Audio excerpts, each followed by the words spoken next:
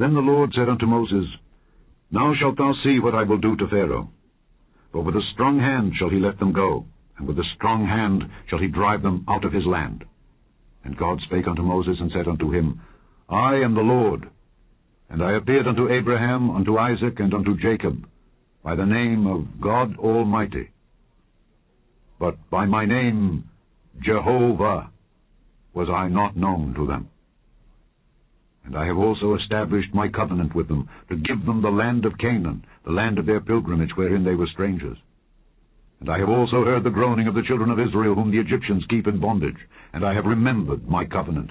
Wherefore say unto the children of Israel, I am the Lord, and I will bring you out from under the burdens of the Egyptians, and I will rid you out of their bondage, and I will redeem you with a stretched out arm and with great judgments.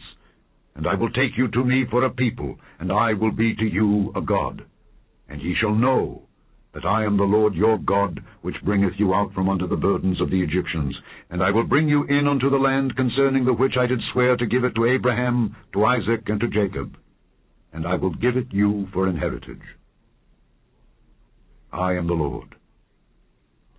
And Moses spake so unto the children of Israel, but they hearkened not unto Moses for anguish of spirit, and for cruel bondage. And the Lord spake unto Moses, saying, Go in, speak unto Pharaoh king of Egypt, that he let the children of Israel go out of his land.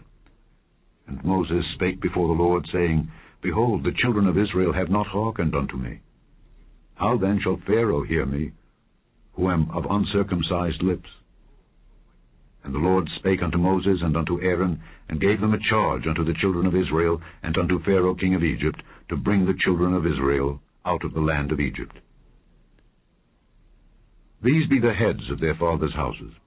The sons of Reuben, the firstborn of Israel, Hanok, and Palu, Hezron, and Carmi. These be the families of Reuben.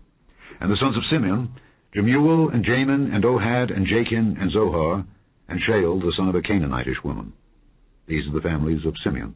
And these are the names of the sons of Levi according to their generations, Gershon, and Kohath, and Merari. And the years of the life of Levi were 137 years. The sons of Gershon, Libni, and Shimei according to their families. And the sons of Kohath, Amram, and Izhar, and Hebron, and Uzziel. And the years of the life of Kohath were 133 years. And the sons of Merari, Mahali, and Mushai. These are the families of Levi according to their generations. And Amram took him Jochebed, his father's sister, to wife, and she bare him Aaron and Moses.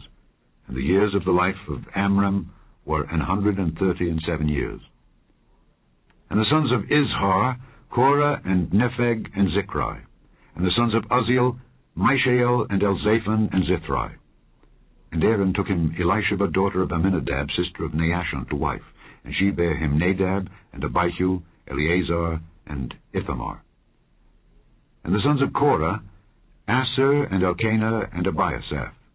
These are the families of the Korhites.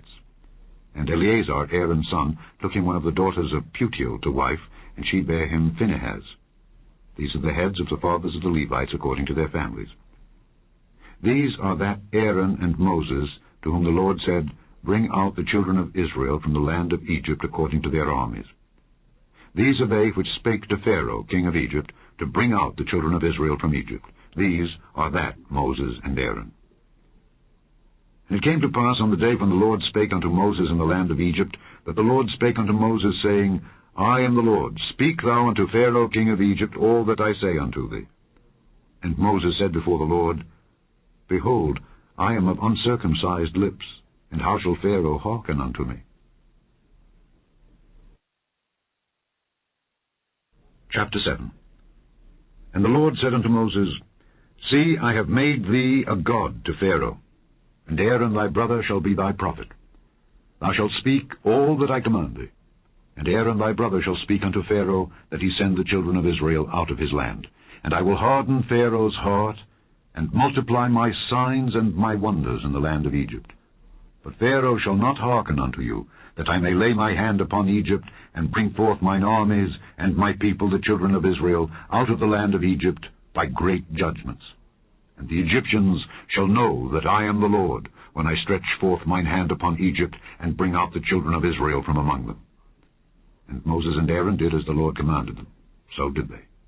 And Moses was 80 years old, and Aaron 83 years old, when they spake unto Pharaoh. And the Lord spake unto Moses and unto Aaron, saying, When Pharaoh shall speak unto you, saying, Show a miracle for you, then thou shalt say unto Aaron, Take thy rod, and cast it before Pharaoh, and it shall become a serpent. And Moses and Aaron went in unto Pharaoh, and they did so as the Lord had commanded. And Aaron cast down his rod before Pharaoh and before his servants, and it became a serpent. Then Pharaoh also called the wise men and the sorcerers. Now the magicians of Egypt, they also did in like manner with their enchantments, for they cast down every man his rod, and they became serpents. But Aaron's rod swallowed up their rods. And he hardened Pharaoh's heart, that he hearkened not unto them, as the Lord had said. And the Lord said unto Moses, Pharaoh's heart is hardened, he refuseth to let the people go. Get thee unto Pharaoh in the morning. Lo, he goeth out unto the water, and thou shalt stand by the river's brink against he come. And the rod which was turned to a serpent shalt thou take in thine hand. And thou shalt say unto him, The Lord God of the Hebrews hath sent me unto thee, saying, Let my people go, that they may serve me in the wilderness. And behold, hitherto thou wouldest not hear. Thus saith the Lord, In this thou shalt know that I am the Lord. Behold, I will smite with the rod that is in mine hand upon the waters which are in the river, and they shall be turned to blood. And the fish that is in the river shall die, and the river shall stink, and the Egyptians shall loathe to drink of the water of the river. And the Lord spake unto Moses, Say unto Aaron, Take thy rod, and stretch out thine hand upon the waters of Egypt, upon their streams, upon their rivers, and upon their ponds, and upon all their pools of water, that they may become blood, and that there may be blood throughout all the land of Egypt, both in vessels of wood and in vessels of stone. And Moses and Aaron did so as the Lord commanded. And he lifted up the rod, and smote the waters that were in the river, in the sight of Pharaoh and in the sight of his servants, and all the waters that were in the river were turned to blood. And the fish that was in the river died, and the river stank, and the Egyptians could not drink of the water of the river, and there was blood throughout all the land of Egypt. And the magicians of Egypt did so with their enchantments. And Pharaoh's heart was hardened, neither did he hearken unto them, as the Lord had said. And Pharaoh turned and went into his house, neither did he set his heart to this also. And all the Egyptians digged round about the river for water to drink, for they could not drink of the water of the river. And 7 days were fulfilled after that the Lord had smitten the river.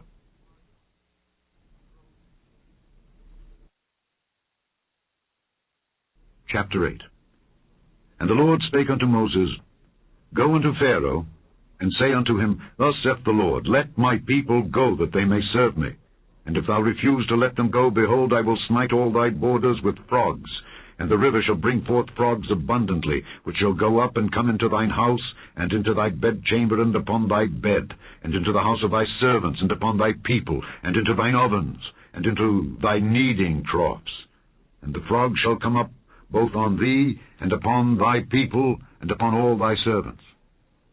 And the Lord spake unto Moses, Say unto Aaron, Stretch forth thine hand with thy rod over the streams, over the rivers, and over the ponds, and cause frogs to come up upon the land of Egypt. And Aaron stretched out his hand over the waters of Egypt, and the frogs came up, and covered the land of Egypt. And the magicians did so with their enchantments, and brought up frogs upon the land of Egypt. Then Pharaoh called for Moses and Aaron, and said, Entreat the Lord that he may take away the frogs from me and from my people, and I will let the people go, that they may do sacrifice unto the Lord. And Moses said unto Pharaoh, Glory over me. When shall I entreat for thee and for thy servants and for thy people, to destroy the frogs from thee and thy houses, that they may remain in the river only? And he said, Tomorrow. And he said, Be it according to thy word, that thou mayest know that there is none like unto the Lord our God. And the frogs shall depart from thee and from thy houses and from thy servants and from thy people. They shall remain in the river only. And Moses and Aaron went out from Pharaoh. And Moses cried unto the Lord because of the frogs which he had brought against Pharaoh. And the Lord did according to the word of Moses, and the frogs died out of the houses, out of the villages, and out of the fields. And they gathered them together upon heaps. and the land stank. But when Pharaoh saw that there was respite, he hardened his heart, and hearkened not unto them, as the Lord had said. And the Lord said unto Moses, Say unto Aaron, Stretch out thy rod, and smite the dust of the land, that it may become lice throughout all the land of Egypt. And they did so. For Aaron stretched out his hand with his rod, and smote the dust of the earth, and it became lice in man and in beast. All the dust of the land became lice throughout all the land of Egypt. And the magicians did so with their enchantments to bring forth lice, but they could not. So there were lice upon man and upon beast. Then the magicians said unto Pharaoh, This is the finger of God. And Pharaoh's heart was hardened, and he hearkened not unto them, as the Lord had said. And the Lord said unto Moses, Rise up early in the morning, and stand before Pharaoh. Lo, he cometh forth to the water. And say unto him, Thus saith the Lord, Let my people go, that they may serve me. Else, if thou wilt not let my people go, behold, I will send swarms of flies upon thee, and upon thy servants, and upon thy people, and into thy houses. And the houses of the Egyptians shall be full of swarms of flies, and also the ground whereon they are. And I will sever in that day the land of Goshen, in which my people dwell, that no swarms of flies shall be there, to the end thou mayest know that I am the Lord in the midst of the earth. And I will put a division between my people and thy people. Tomorrow shall this sign be. And the Lord did so, and there came a grievous swarm of flies into the house of Pharaoh, and into his servants' houses, and into all the land of Egypt. The land was corrupted by reason of the swarm of flies. And Pharaoh called for Moses and for Aaron, and said, Go ye, sacrifice to your God in the land. And Moses said, It is not meet so to do, for we shall sacrifice the abomination of the Egyptians to the Lord our God. Lo, shall we sacrifice the abomination of the Egyptians before their eyes, and will they not stone us? We will go 3 days' journey into the wilderness, and sacrifice to the Lord our God, as he shall command us. And Pharaoh said, I will let you go, that ye may sacrifice to the Lord your God in the wilderness. Only ye shall not go very far away. Entreat for me. And Moses said, Behold, I go out from thee, and I will entreat the Lord that the swarms of flies may depart from Pharaoh, from his servants, and from his people tomorrow. But let not Pharaoh deal deceitfully any more, in not letting the people go to sacrifice to the Lord. And Moses went out from Pharaoh, and entreated the Lord. And the Lord did according to the word of Moses, and he removed the swarms of flies from Pharaoh, from his servants, and from his people. There remained not one. And Pharaoh hardened his heart at this time also, neither would he let the people go. Chapter 9. Then the Lord said unto Moses, Go in unto Pharaoh, and tell him, Thus saith the Lord God of the Hebrews, Let my people go, that they may serve me. For if thou refuse to let them go, and wilt hold them still, behold, the hand of the Lord is upon thy cattle which is in the field, upon the horses, upon the asses, upon the camels, upon the oxen, and upon the sheep. There shall be a very grievous murrain. And the Lord shall sever between the cattle of Israel and the cattle of Egypt, and there shall nothing die of all that is the children's of Israel. And the Lord appointed a set time, saying, Tomorrow the Lord shall do this thing in the land. And the Lord did that thing on the morrow, and all the cattle of Egypt died. But of the cattle of the children of Israel died not one. And Pharaoh sent, and behold, there was not one of the cattle of the Israelites dead. And the heart of Pharaoh was hardened, and he did not let the people go. And the Lord said unto Moses and unto Aaron, Take 2 handfuls of ashes of the furnace, and let Moses sprinkle it toward the heaven in the sight of Pharaoh, and it shall become small dust in all the land of Egypt, and shall be a boil breaking forth with blains upon man and upon beast throughout all the land of Egypt. And they took ashes of the furnace and stood before Pharaoh, and Moses sprinkled it up toward the heaven, and it became a boil breaking forth with blains upon man and upon beast. And the magicians could not stand before Moses because of the boils, for the boil was upon the magicians and upon all the Egyptians. And the Lord hardened the heart of Pharaoh, and he hearkened not unto them, as the Lord had spoken unto Moses. And the Lord said unto Moses, Rise up early in the morning, and stand before Pharaoh, and say unto him, Thus saith the Lord God of the Hebrews, let my people go, that they may serve me. For I will at this time send all my plagues upon thine heart, and upon thy servants, and upon thy people, that thou mayest know that there is none like me in all the earth. For now I will stretch out my hand, that I may smite thee and thy people with pestilence, and thou shalt be cut off from the earth. And in very deed, for this cause have I raised thee up, for to show in thee my power, and that my name may be declared throughout all the earth.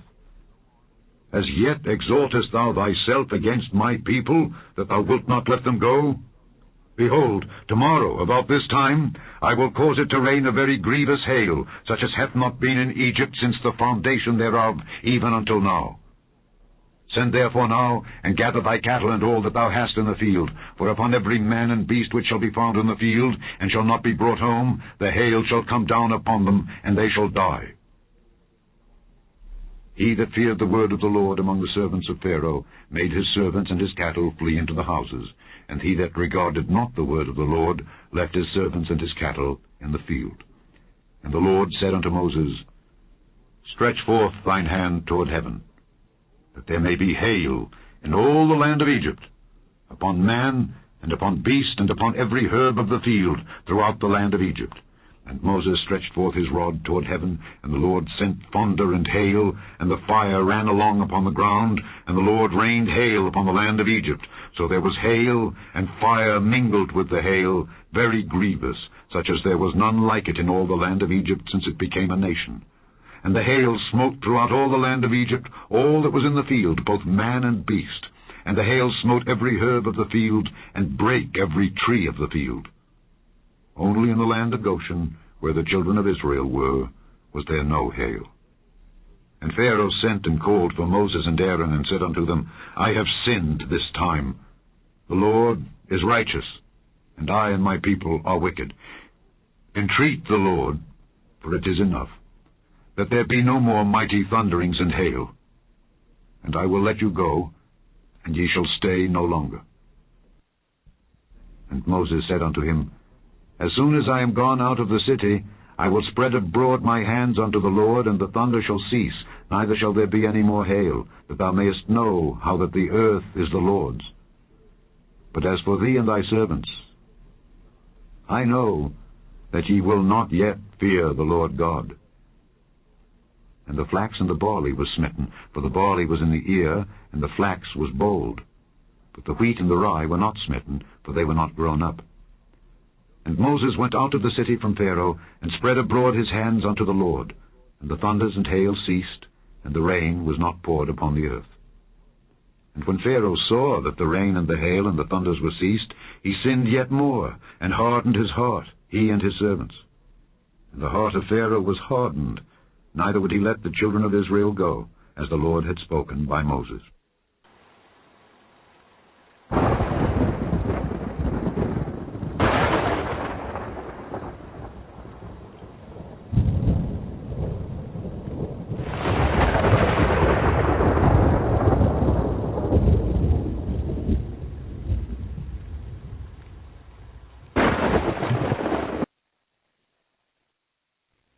Oh, shalom, shalom. Give thanks again, brothers and sisters. Greetings and shalom.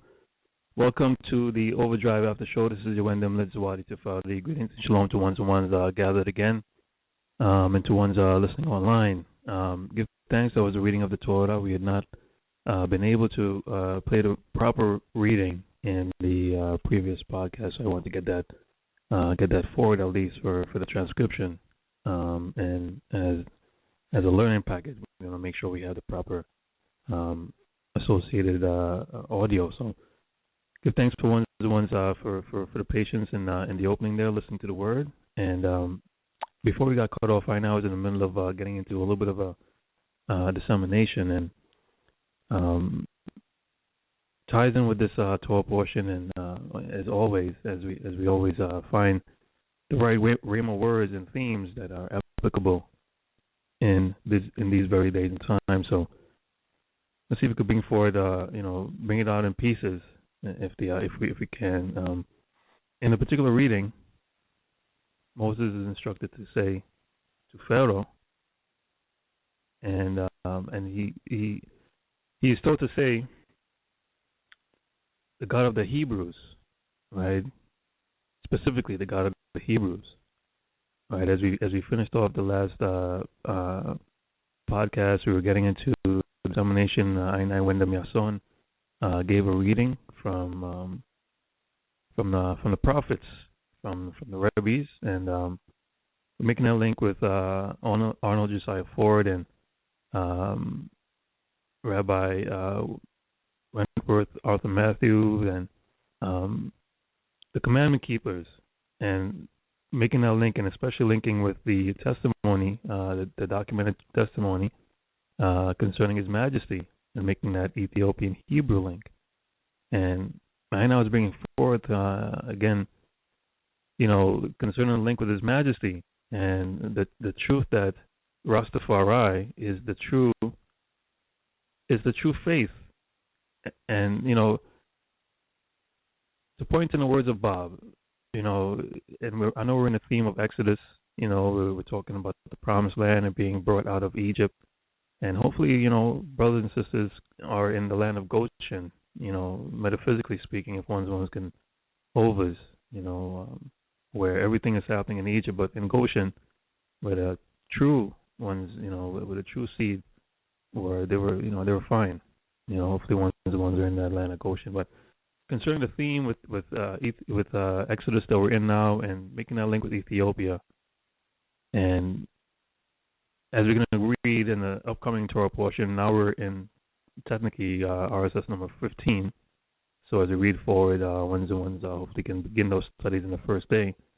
But as you can see, and as ones know the story, we'll be, we're going to be, not to get into it, ones are familiar with the story, and the question is, Shashameni still the issue, and so I was making a link again before concerning that true Hebrew root, and again tying it in with the reading, being specifically identified as the God of the Hebrews, right, and then tying in the links and the foundation brought forth by the rabbis, and give thanks to Wendam Yason for that, for the educational project that the guy is working on, and also Legifti. I know ones have been diligent in bringing forward certain studies and articles about Ainai forefathers. But it's just so interesting. Again, I know, Second point. The link with Bob Marley, right? Bob Marley, as we know, has been, the music has been an instrument, and we regard, I know we regard Bahana Selassie as a prophet, prophetical in his word and his music. Even Garnet Silk, the late great Garnet Silk, said that music is the rod and we are Moses, right? Think about this, right? In Exodus chapter 7, right? Exodus chapter 7, verse 12. For they cast down every man his rod, and they became servants. But Aaron's rod swallowed up their rods, right? Now, if you think about that particular link, right?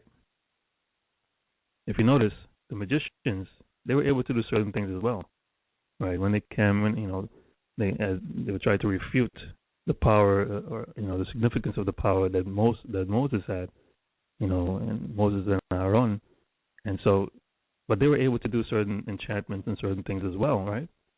But it's only the true, this, as chapter 12 says, they swallowed up, his rod swallowed up all the other rods, and in a sense, this Ethiopian Hebrew link, this Rastafari, this Judeo-Christian heritage, this rootage, is that truth that swallows up all others. There are others in the modern day churches. They have certain powers. They might be able to do, but they don't have the fire. They don't have the backing, the full backing. They're not the chosen. So,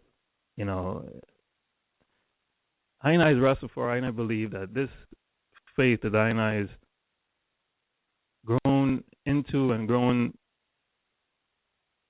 in grace, and this particular faith is the actual truth. This is the truth that needs to be revealed and unleashed in the world. And I know, again, ones might try to bring forth that truth about His impure majesty, and so many times it might not be received. But in my own humble opinion, this faith of I, this is the actual. Let me bring it forward. Brothers and sisters. Let me see. Exodus chapter.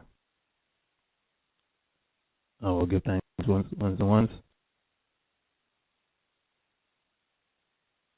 All right. Oh, we'll give thanks once. I'm trying to find the link here on the site. I wanted to bring forward the particular thought. I was trying to tie it all in because again, I know ones again. Hopefully, as being brought up in the themes for this particular time that we're in, and the specifics of the blood moon season that we're in, and the season that we're in right now, and we're about to go into, the significance of the Shemitah year, the significance of the Teshuvah season that just passed, the Adi Samed that just came through, the significance of the positive energy, the growth that's been happening, and the speed and the depth at which it's happening. There's a significance. And again, I don't know, ones might feel as if, but these are significant events. Something is happening and turning, and I feel as if this truth is the only thing that really could save the world, really. You understand? And so, again, we come up about the point about what's happening. We have a debate in February concerning the Israelites and the Kemetans, and it'll be interesting to see what is brought forth. But as the Rebbe says, we got next. You know what I'm saying? But because I think when people are awake, some people awaken, and some people realize that the institutionalized religions out there are not really where the truth is. Some people are awakened to that. They realize, okay, well, that's, and they can see, and they can read the stories about the Pope, and once they can grasp that. But when they look around to find the truth now, once they recognize, okay, well, that's not what it is. Not enough for the truth, right? They look around, and there's so much confusion out there, and I know it's not really for I and I. You see, because even the apostles in the days of Yeshua, when they went from, all right, give me 1 second, brothers and sisters. Difficulties. All right, Rabbi, I'm not sure are you getting that notification in the background? Rossi, you don't have to follow your day. I know if you're tuned in. I'm getting I don't know if you guys see that on your screen. Greetings. What do you see? I'm not getting any. Let me look. I'm not getting any notification. I'm looking at the screen. What was the pop-up window? Okay. I see where it says. It just popped up. Actually, are you still there? Are you still on? Oh, I don't know if I Wyndham I don't know if his call was dropped. Let me see if my mic is on. All right, so I know whether his call dropped. Hopefully he will be able to call in. This is the same sort of menu that happened in the previous broadcast that I popped up. Perhaps the call was dropped, and because I'm signed in over here, we're still on the air, because before I think this happened when I think something happened with his computer or whatnot, or the call or whatever, and we had went off, and we was able to, I think, all call in and everything. So I was really listening intently to what the brother was bringing forward, his dissemination, and even taking certain notes, and it was a very good dissemination. I hope and pray that them are receiving it, and when he comes forward, I wanted to remind him about the word he made about what Garnet Silk had chanted and sung, music is the rod and we are Moses, and the point he made about, I think he said Aaron, but I think actually that was Moses. Aaron's his rod budded, but anyway, Moses, when he casted, the magicians cast it down, and Moses cast down his rod, and I was looking at a footnote here in the Schofield, for those who have a Schofield. It's on page 78, at least if they have the original one with the first Schofield Study Bible, which is the one I would recommend. The new one is fancier, but they do some little tricky stuff in there. But anyway, in the footnote down here, I don't know if the brother called in. If the eye is there, Wyndham, if you let me look over here. See if he called forward in as of yet. Let's see right here. All right. I hope the eye of them are hearing. So what I'm going to do for one moment until the brother comes forward is just to check and see whether we still are on the air. I'm going to top up here, and brother, if the eye is there, just shout out, say something. Can the eye hear eye and I? Just want to make sure I'm not just speaking I'm not ethering I and I self. Is I there? Can I hear I? I will, Rebbe. I'm still here. I don't know if the other brethren can hear I and I as well, but I did want to come in on another point, so I'm glad that the brought me forward. Actually, just speaking on the point about most of the debates and the things that are coming forward with the commissions and our other Black Hebrew Israelite brothers and sisters. I just wanted to point out again, for the family that are probably taking notes now. I always notice that once these other commissions, they come and they start to speak about the Black Hebrew Israelites, of course they never go to, our esteemed rabbis, our esteemed teachers and our elders like Rabbi Arnold Josiah Ford, Rabbi Wentworth Arthur Matthews, Reverend James Morris Webb. None of these names ever come up, and I haven't heard them not once from, these people. Not to forget that one of their master teachers and the person who actually brought about these teachings of Kemet, Egypt, and all of these things. Not to mention that he's Beta Israel, son of a Beta Israel or Ethiopian Jew himself, and his name has not changed. He still has a Hebrew name, Yosef ben Yohanan, which my name is Yohanan as well too. So.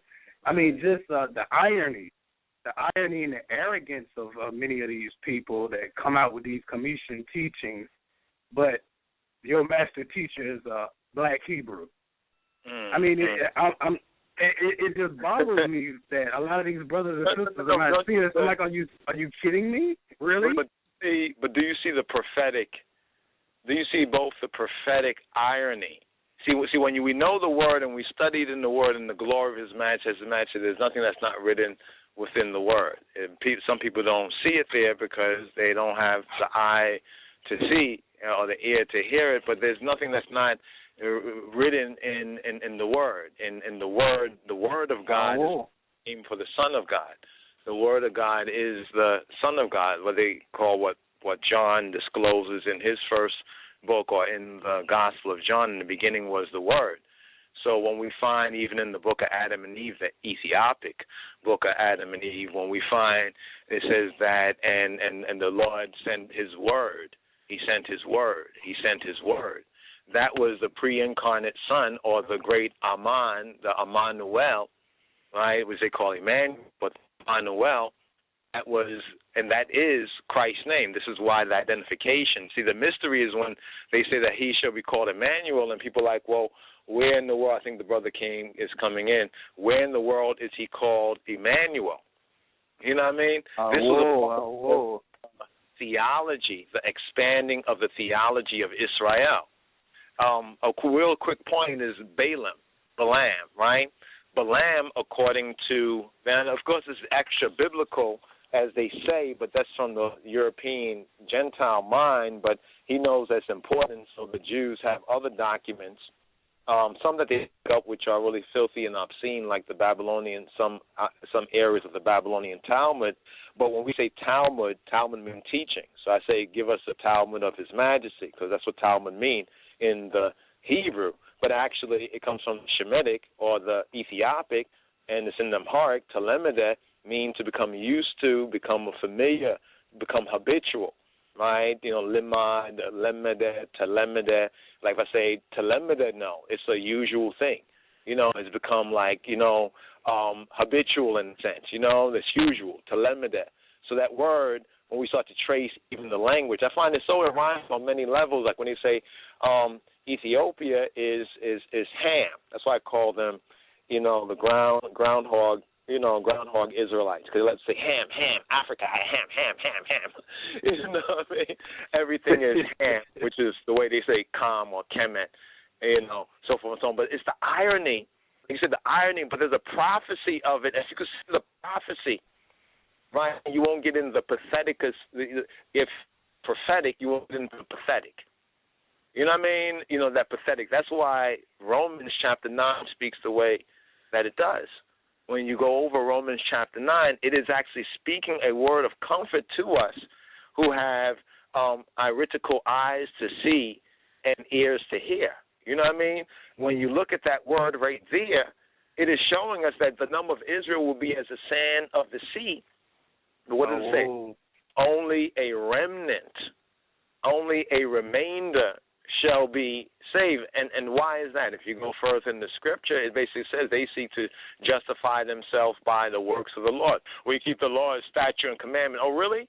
Well, your leader, going back to all the movements, leader is a guy they call Alba Bivens. They changed his name posthumously. Yes, sir. Yes, sir. You know what I mean? Which is wild. They changed his name after death. That his name before was, let me see if I get this right, Eber, right? Eber Bain Yomin. And then I just figured out Bain Yomin is their way of saying Binyamin. They call him nickname Yam Yam because the name Benjamin in Amharic is Binyam, contracted. So Yam Yam. You know, we have nicknames off of somebody's name. You know what I'm saying? Oh. My mom's name is my earthly name. Her name is Sarah. And people from people from down south, Charlotte, South Carolina, Charlotte, the queen and everything, the mulatto queen, and from the Mecklenburg. And then I looked at her and said, wait, she's from McClellanburg. But then I listened to how her sisters call her. They call her Say. I used to remember hearing them say, my aunt say, oh, yeah, Say. You know how Say is, speaking of my mom's, right? I say, Say. I said, what's Say? Say. That's how that's a way that they say Sarah. So anyway, back to Yam Yam, whose name was when he was a part of the commandment keepers, or when he was a part of, let's get it right, righteous, better than right, righteous, the royal order of the Ethiopian Hebrews. When he was of the royal order of the Ethiopian, he splits off, right? He splits off. Something like Clarence 13X split it off.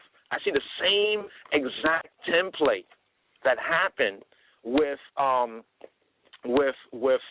Nation of Islam. You know how the 5%ers basically got started, Clarence 13X. They had basic teaching, the ones coming out of the world into their doctrine or into their, reorientation, so to speak, right? He splits off, takes like a handful of the teaching, goes out into the street. Some people think, wait, I'm not going to bring them into the movement because some people don't want to come into the movement that's going on. You know what I mean? Us working together in fellowship. I'm a brother, but I'm gonna break off and go out to the street who don't want to come in. You know what I'm saying?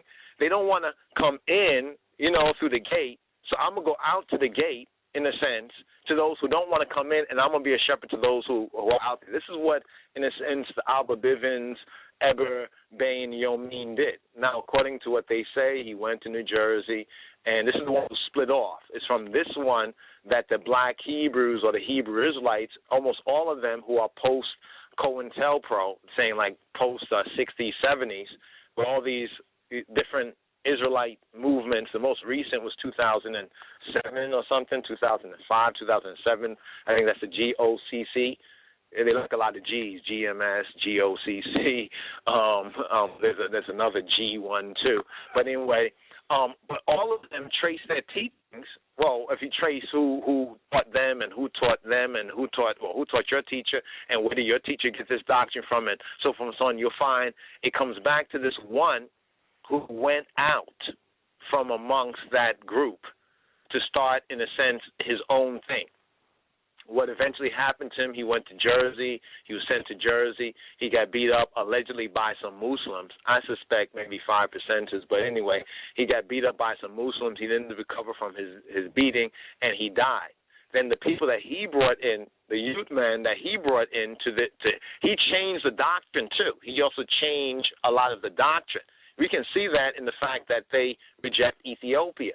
You know what I'm saying? It began off the Ethiopian Hebrew. You know what I'm saying? And now they rejected a lot of the teachings that they were taught, and then they break off from him, and then they start their own thing. This is where the ISUPK basically comes from, the Israelite School of Practical Universal Knowledge. And then when you study their movement, then they're split from the split, from the split, from the split, from the split, from the split. You know what I'm saying? It's almost like it's, and I can see if they split and they kept the truth. But what part did they not keep? Remember what the prophet said? They shall be afraid and ashamed of Ethiopia, their expectation, and of Egypt, their glory. We want to prove that we were in the past and the Israelites are black. What do we use? Egypt. And they violate something else too. Deuteronomy 23:7.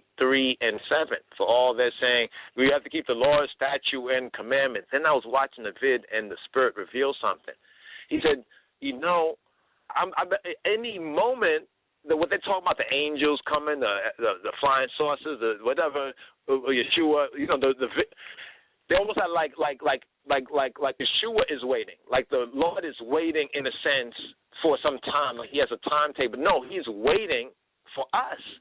You know, to come away from. You remember to say he's not willing. He's long suffering. He's not willing that any should perish. But here's where it comes to us. That part that I read from the last portion where it says, "But ye," 1 Peter 2:9. Now notice what happened. They broke off. They took off Ethiopian, right, and they put black. So they went off from true, not just nationality, but empire and kingdom, and they went to black. They also took off royal.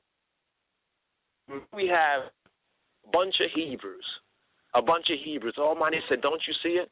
That they now know they are Hebrews. How do they know they are Hebrews? How do even many of us we can use as Hebrews? The curses. Notice that. We know we're Hebrews by the curses of disobedience. For what? For going disobedient, we had to do a bid. The bid was the 400 plus years. That's a bid. You know, we had to do that particular bid for the 400 plus years, right? And now, even when a lost sheep, right, is now a nigger and treated like, you know, man, I'm a Hebrew.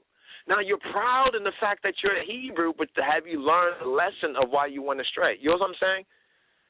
It's almost as though the resurrection is happening right before us. Isn't that what he says? That there will be a resurrection of some to righteousness, you know, and life, and there'll be also a resurrection of others in unrighteousness and ultimately in spiritual and temporal and spiritual death. Basically, it's so very interesting, and so what we need to do is fulfill this word, as Rastafari started out, first fulfilling this word, to sing that ye should shew forth the praises of him who called you out of darkness into his marvelous light. But now, how can this word be true for I, how can I sing forth the praises of him who called me if I'm not called, if I don't recognize that calling?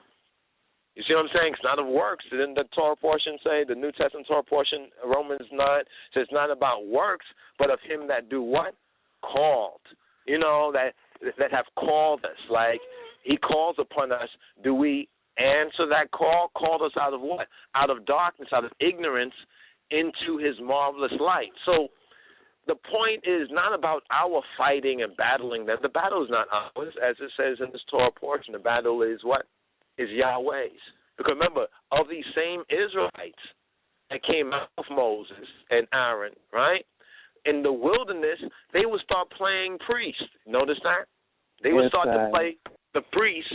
And the thing always that was that perplexed me when I was studying. I said, wait, just take the narrative as a narrative. You know, just reading comprehension. Read and comprehend what you're reading. If we take the narrative as truth, right? That what kind of people, you would think that this goes against human nature. You think this can't be a real story. This can't be a real happening.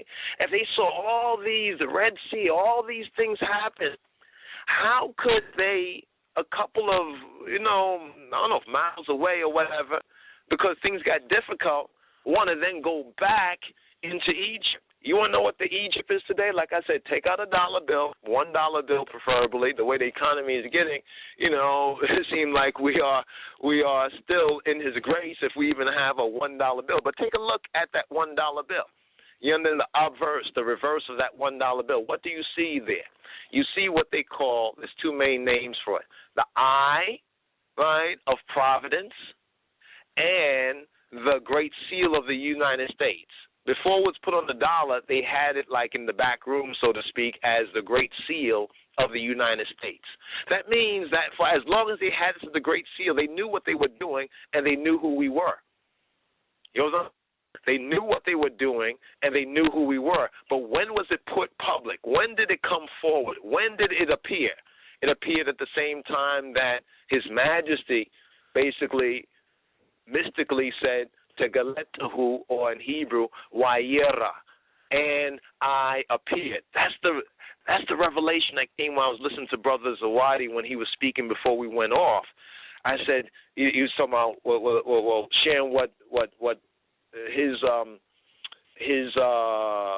revelation or the point of view, sharing his testimony on this portion.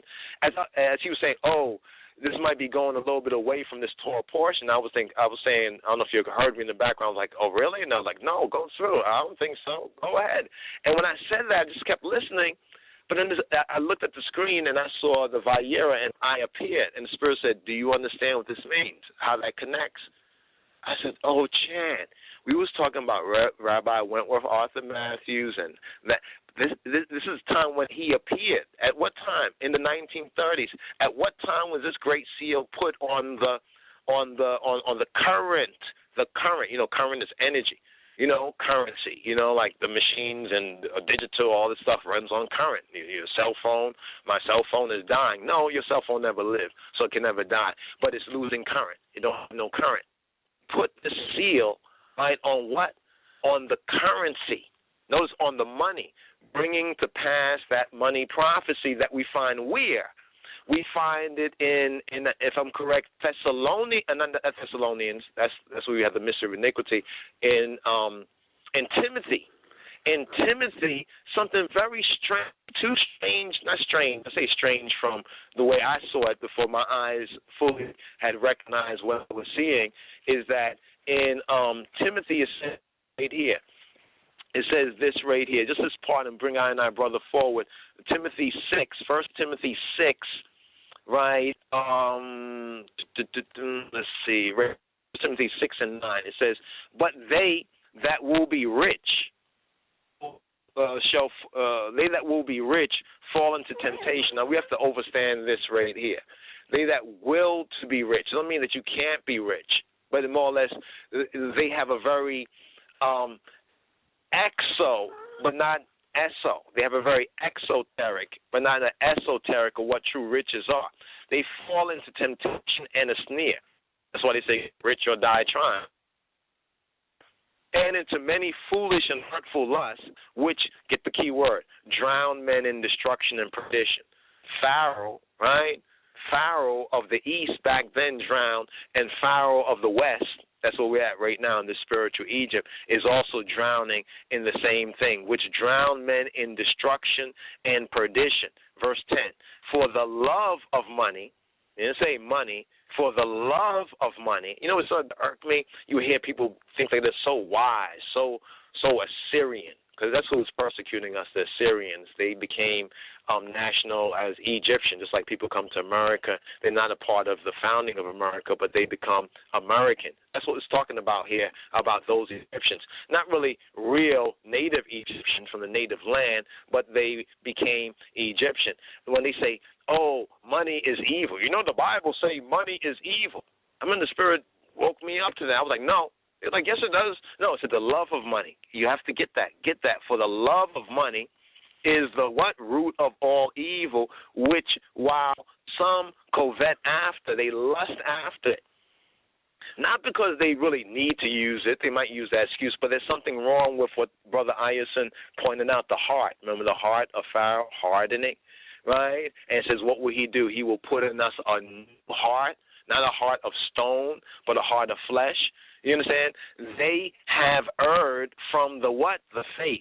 in His Majesty's speeches, it says religion, but in the heart, the word religion is hymenot, but hymenot properly translated back into English would be living faith, right? And pierce themselves through with many sorrows.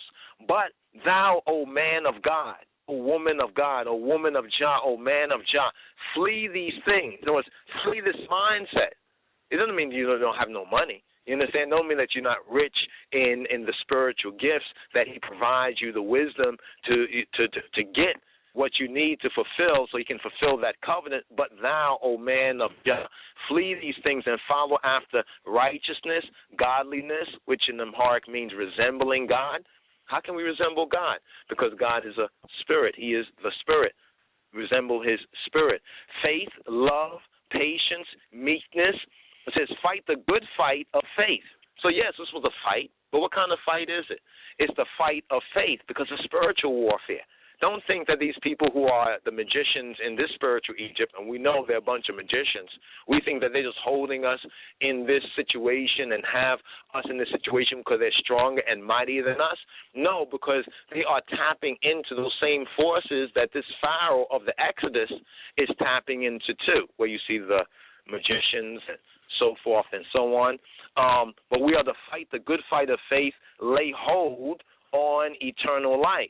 Whereto thou art what? This key word again, called. Whereto thou art what? Called, Called. And hast professed a good profession before many witnesses. You know, the internet now allows us to fulfill in the short time, like he said, that work in righteousness, to cut it short in righteousness. How do I say this? Because when if I do a short video and say, Haile Selassie is King of Kings and Lord of Lords, conquer Lion of the tribe of Judah, post up on the YouTube, the title up there. As many people watch that video, I am professing a good profession before many witnesses, fulfilling that word to that which we are called. A royal kingly priesthood to do what? Show forth the praises, show forth the Isis, right? Show forth the true Yeshua in us. When you see us, you see Him.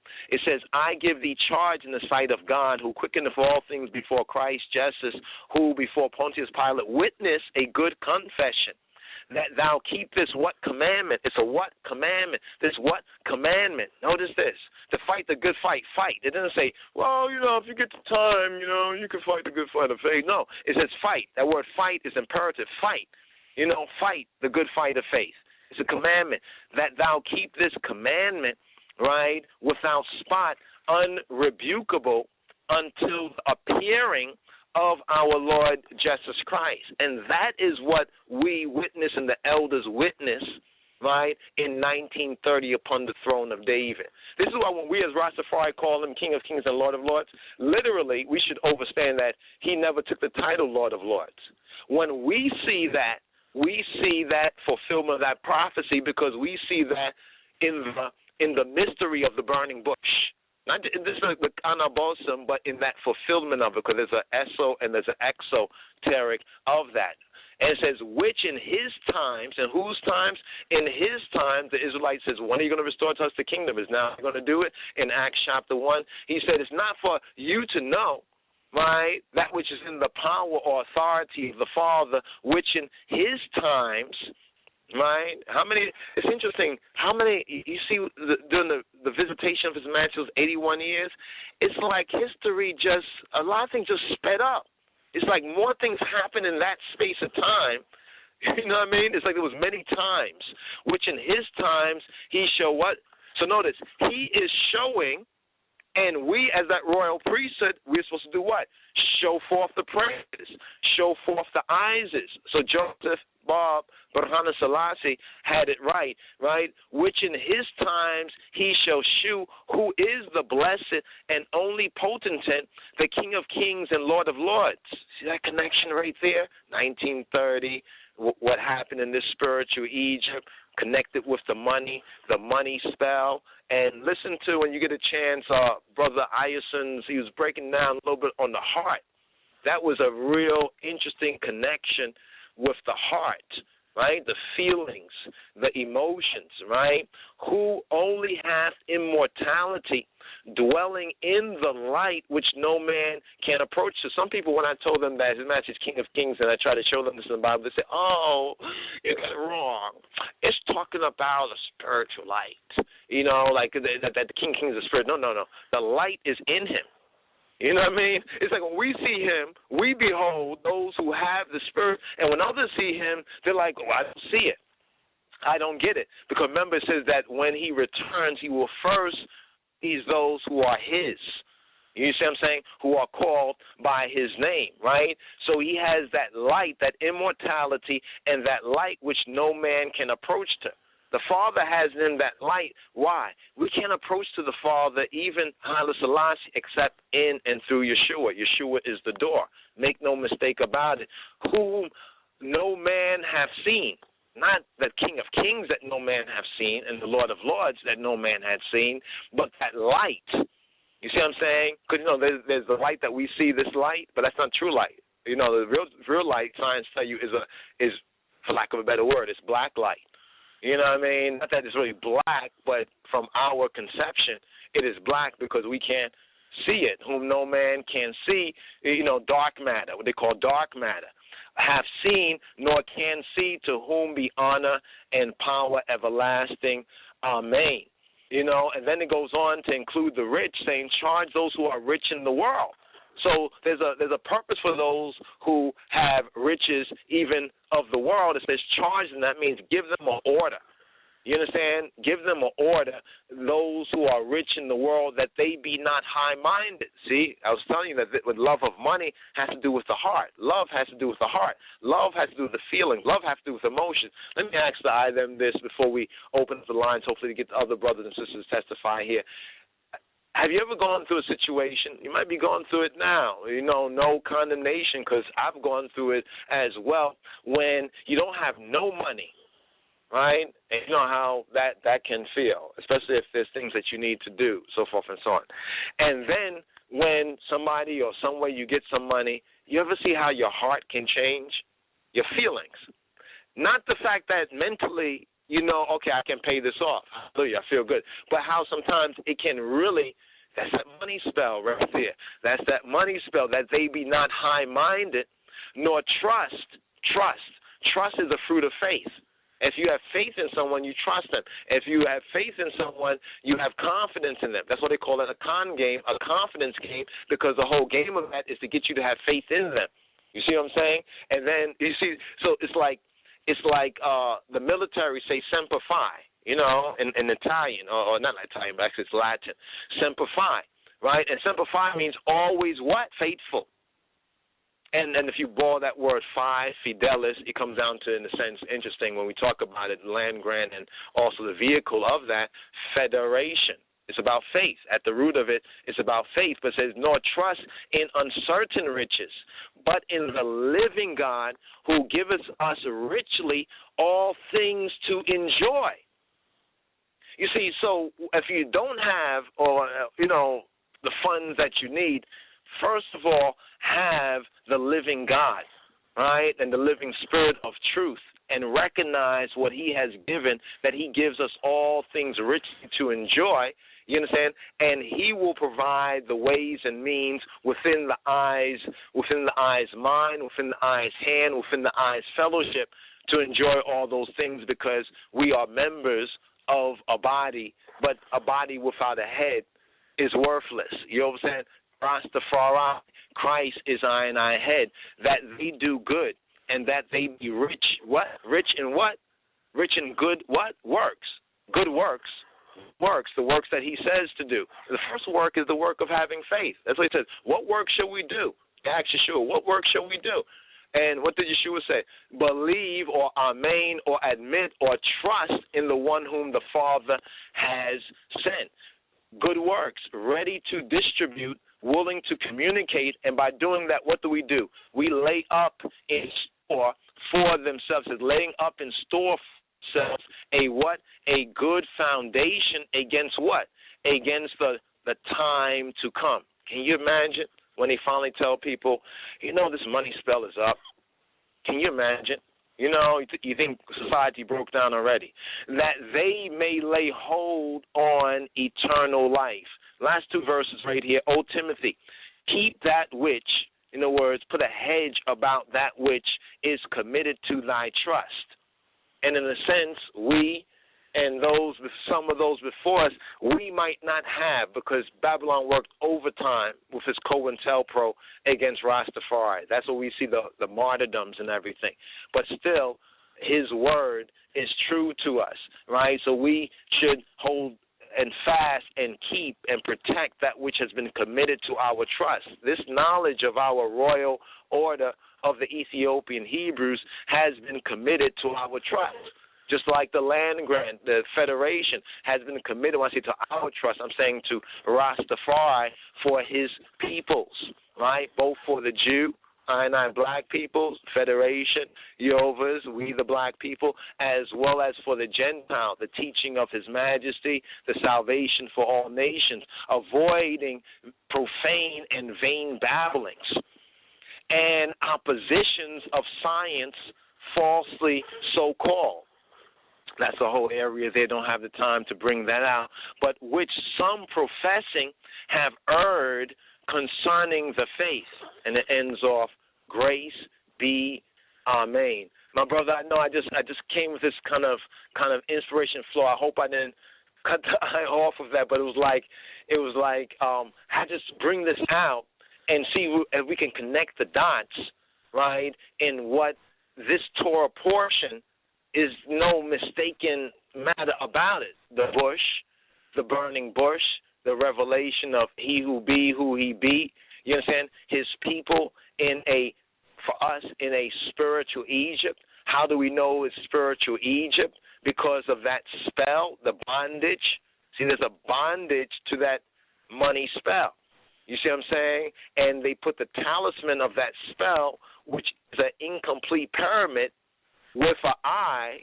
You know, some people say, they kind of look, you say, it's mystical in a sense. When you look at that eye, they say it's the Illuminati eye. But we know that the devil, Satan, the fallen cherub that was once anointed,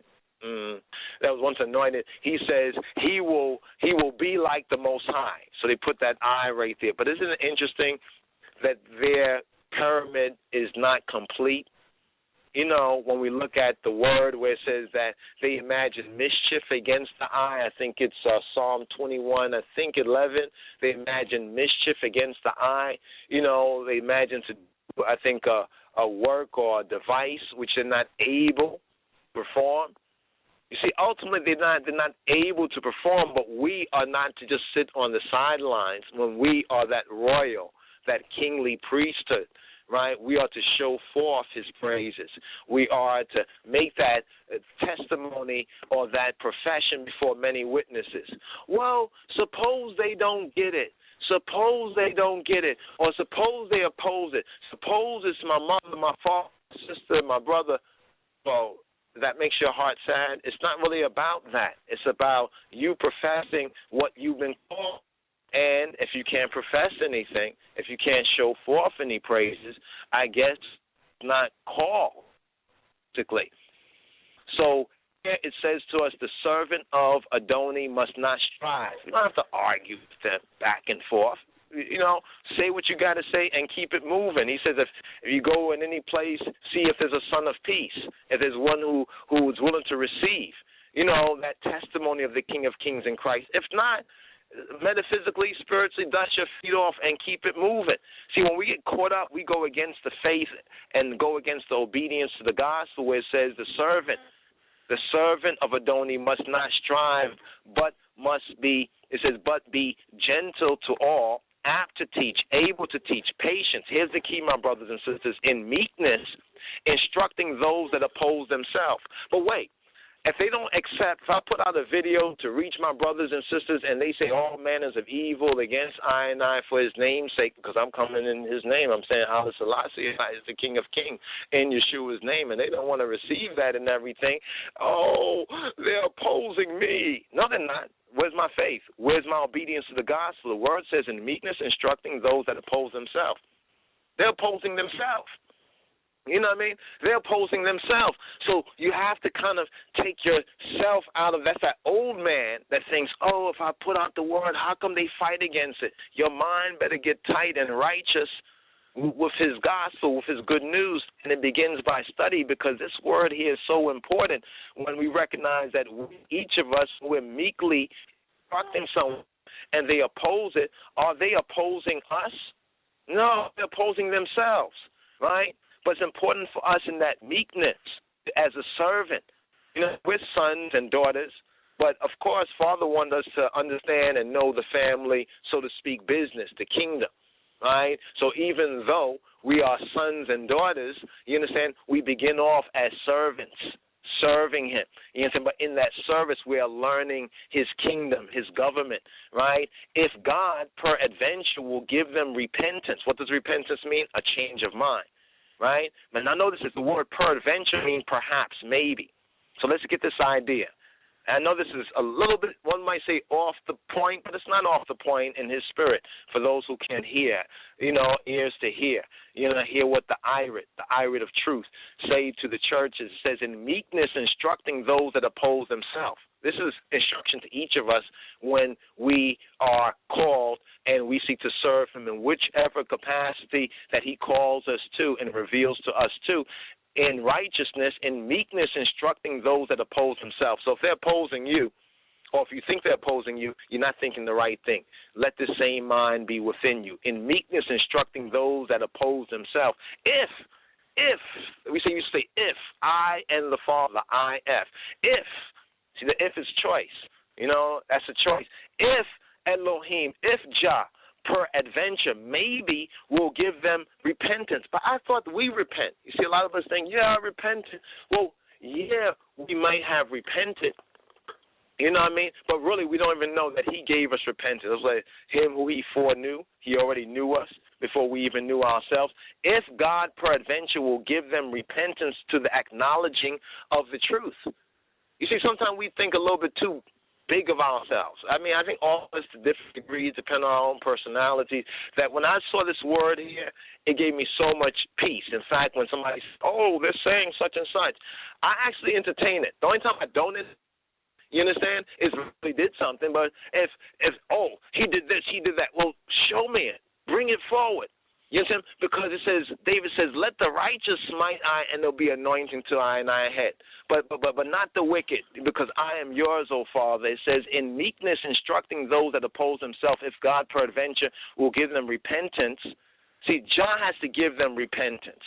But our part as a servant is showing forward, professing and testifying word, sound, and power, right? And then we leave it to Jah to do the rest, if Jah will. If perhaps, maybe, manalbat, perhaps not. But at least we lay that forward there so that if there's the opportunity, if Father wills, he will give them a change of mind to the acknowledging of the truth.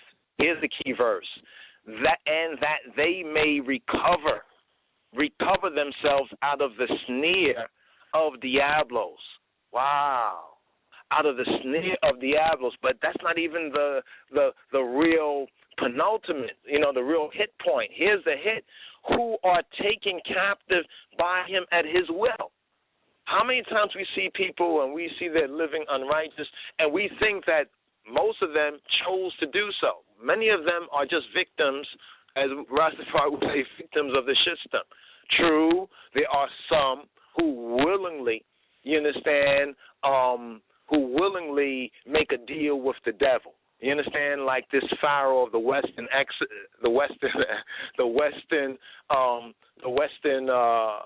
you could say the Western Egypt or the spiritual Egypt over here. My brothers.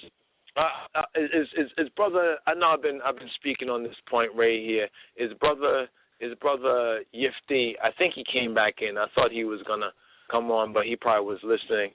Maybe to share a little bit of this with them on inspiration. Let's see if I could bring his mic on. If not, the eyes there. Oh, good thanks, Rabbi. The fire still hot. And I give thanks. No, help me. I have to say this, bro. Bro, can brothers and sisters, I know they want to really probably hear the I maybe more so, or hear the I also, you understand, of what the I was saying. When you touched on the rod, it was actually Moses' rod. Moses' rod and Aaron's rod. Aaron has a rod and Moses has a rod, but you was right about the rod with the serpents and everything. What was interesting is that if you look at the letter Ne and Ni, like Negus and king and royal, Ethiopic royal Negus, it looks just like that serpent, almost like the Uraeus. It has like a lightning bolt. You know what a lightning bolt look like the so-called SS symbol. It looks like a one lightning bolt, like a Germanic rune, they call it. And when you said what you said in the earlier dissemination, I was just quietly listening. I was like, oh, wow. And then when you said about how Moses' rod swallowed up the rod of the magicians and was connecting that with our royal order of the Ethiopian Hebrews and also about the God of the Hebrews, and then it kind of went out right around there. So I don't know if the I is you know, want to come forward. I would love if the I, you know, come forward with that word or those notes right there. You could, brothers and sisters, but I think you already know how I get sometimes. Well, there were a few different points, and brothers and sisters, I give thanks. This is the Overdrive Show. I know ones have been tuning in from the very beginning and in the previous podcast, and are still here waiting online. And forgive the I, and I give thanks for and we do tend. I mean, I do intend to open up the lines and get to ones and ones, get to I and I brothers and sisters, because it's really truly the I them that I and I is really truly interested. But just again, there are so many themes to touch on, and perhaps we'll have to elaborate and maybe a Testify Tuesdays or bring out some other things, you know, within the allotted time. But making that link concerning what was brought up concerning the rabbis of you know, I and I forefathers, and then tying it into Shashamene. And I think Shashamene is still the issue. And so, but before, again, I just want to tie it in really quick. They say that, you know, because oh man, I'm looking at the actual topic, and I'm looking at 3 or 4 different ways I can go at it, and all 4 different ways will take me to another 4 to 8 different ways. But anyway, because you know they say Rastafari, you know, that we smoke a lot of weed, and we, you know, and you know they don't pay any respect. They don't give any credence to the Kibbutz and the guest. So you know they don't see the continuance of that divine lineage, and you know. They don't see the connection with Ethiopia and His Majesty and Shashamene. Shashamene is also important. Again, I keep on mentioning, you know, we're in the Exodus theme, and well, listen to Bob. Let's listen to Bob and see what he says. 5. Said to be gifted at prophecy since childhood, Bob predicted he would die at 36. Now listen to Bob's prophecies and messages, recorded in America in 1979 and stored in a vault until now. Question, Mr. Morley. In November 1930, almost 49 years ago to the day, Rastafari was crowned King of Kings, Lord of Lords, the conquering lion of the tribe of Judah. Haile Selassie, King of Ethiopia. In 1955, 25 years later, the Emperor set aside 500 acres of land for black peoples of the West who wish to return to the motherland. Now my question is, what importance should these facts have for black people of the world? What important facts do these things have for black people in the world? First fact is that they must land in Africa, right? Next fact is that Christ. No, the whole thing is when Christ then will return as King of Kings, Lord of Lords, the conquering Lion of Judah. And I see His Majesty as the Christ the Bible talks about. Bob always performed with a banner of the Emperor behind him. Before Selassie was crowned Emperor, he was called Ras, or Prince Tafari, hence the name of the Rastafarian faith. The Rastafari movement started at the same time when you see His Majesty crowned King of Kings, the name Rastafari. Yes. As when the Bible reveals it, the whole thing is together. Yes. And that's where the Rastafari movement.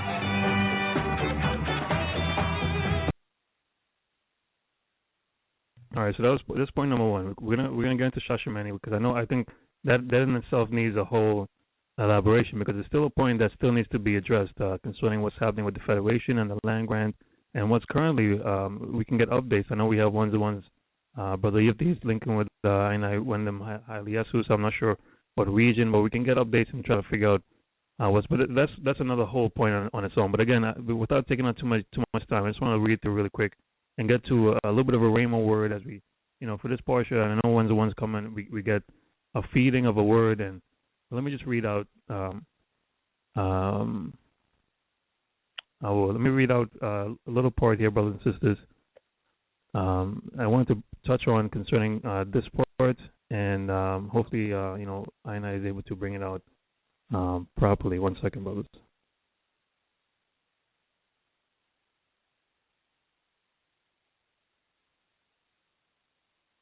All right, so Exodus 9, chapter 23.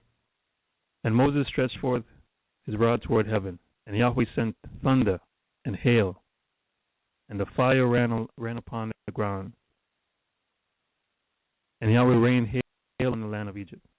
So there was hail and fire mingled with the hail, very grievous, such as there was none like it in all the land of Egypt, since it became a nation. And hail smote throughout all the land of Egypt, all that was in the field, both man and beast. And the hail smote every herb of the field, and brake every tree of the field. Verse 26. Only in the land of Goshen, where the children of Israel were, was there no hail. Right, and I've said before in a previous podcast, again, I just want to tie it in really quick and bring forth ones and ones, all the brothers and sisters that we have on the line. I'm excited to hear from the brothers and sisters, but again, only in the land of Goshen, where the children of Israel were, was there no hail, right? And, the land of Goshen, as one to know with the story, was given to Ainai forefather and previous Ainai forefather Joseph. So in the previous generation, he had set aside, he kind of looked out for the future generations and put them out in Goshen. Now generations later, Goshen, right? The rabbis or all the true Hebrew. We talk about Harlem and that whole period. They laid the ground, they looked out and they laid the foundation, and here we are, this particular generation here. It's important to note whether or not ones see these. Again, this Torah portion, number 14, was concerning the plagues, and ones might not be able to see the rhema word in that because there's no actual plague. You can't go see the water turning into blood. There's no, there's no hail, right? But metaphysically, one could probably put it into context with the way that the world is, and if you're in this world, I'm sure you can find many instances where symbolically certain things can kind of translate. There's turmoil in the world, there are things happening, people, it's tumultuous, and I think it's important for ones to know as that seed, as that righteous called out seed, that remnant, that we are to remain in the land of Dinah, remain in Goshen, and we'll be, because think about it, the hail was falling and nothing was happening in Goshen. They were, Hebrew, they were chilling. Ainai should be chilling. Don't let nothing come. Nothing is going to come to Ainai. Whatever happens to the world is not going to, doesn't bother Ainai. But again, I just wanted to tie that in and just give that rhema word, I guess, for this new strong as we're about to go in. Because again, this is a specific time that we're in a special time, and I keep on pointing and hinting towards the upcoming. We don't know what's going to happen with that time, and we don't know how many things are going to happen within the time of then. The time of now, leading up to then, and it could very well be nothing in terms of nothing that we can readily identify as being any significant event. But I'm pretty sure there's something culminating around that time, and hopefully again, the revelation as it gets closer will be brought forth by ones and ones. But again, I just want to tie that in. Again, so many themes, and I know I started off with a few things, and I probably jumped around and then ended up on Shashamani now, but all these topical themes are all tied in together. It was good. No, please. No, I don't want to hear that I say that. Just pray that I am beloved. No, it was you're on point right there. Goshen means drawing one Hebrew meaning of it. Even though they say it's uncertain, it means in the metaphysical drawing near, and has the idea of bringing of Jacob and the brothers of Joseph, their families and their flocks, into the land. It symbolizes that unification of in he who is who he is, in his majesty and through his Christ, right? That Jacob, that seed of Jacob, with all the faculties of the mind, the life energies, the substance of the whole man. So we can see the mind, life energies, and substance of the whole man, that Trinity, right? We're made in the image and after his likeness, spirit, soul, and body, in that order.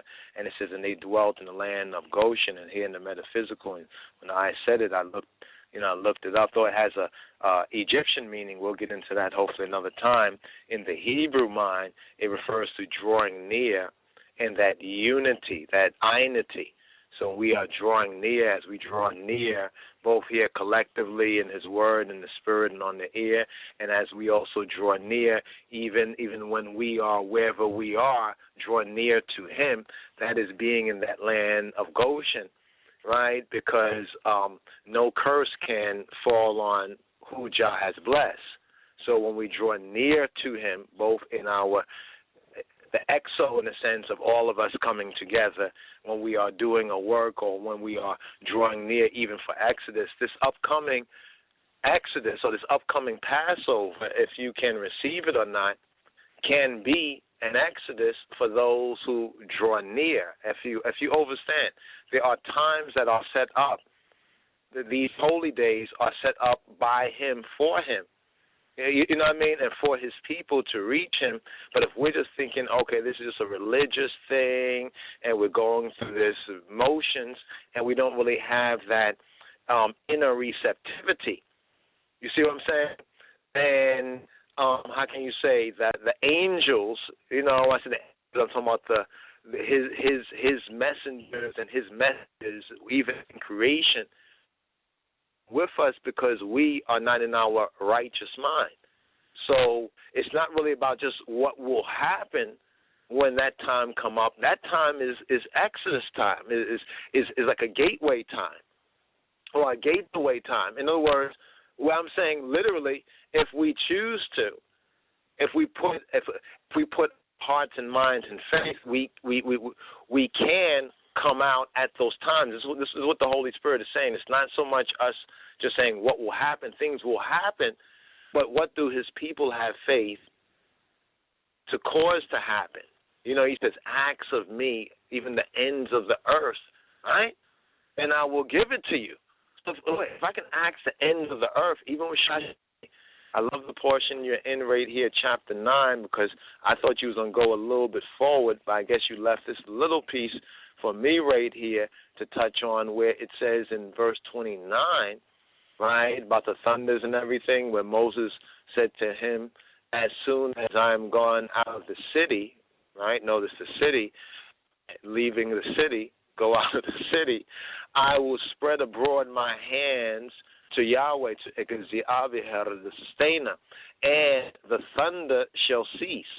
Neither shall there be any more hail. What do we, when we show forth eyes as a Rastafari in proper order, what do we show forward? The thunder and the lightning. And how many times have we rode Ayabingi, you understand, or chanted the Ises, the praises, and have not caused those things? I've seen those things among my brothers and sisters when we have drawn near in showing forth his praises. Because of that faith in him, he responds with the outward signs that we can see. But here's the key point concerning Shashameni, where it says, that thou may knowest how that the earth, which is to say the land, is Exalted, is the sustainer Yahweh's.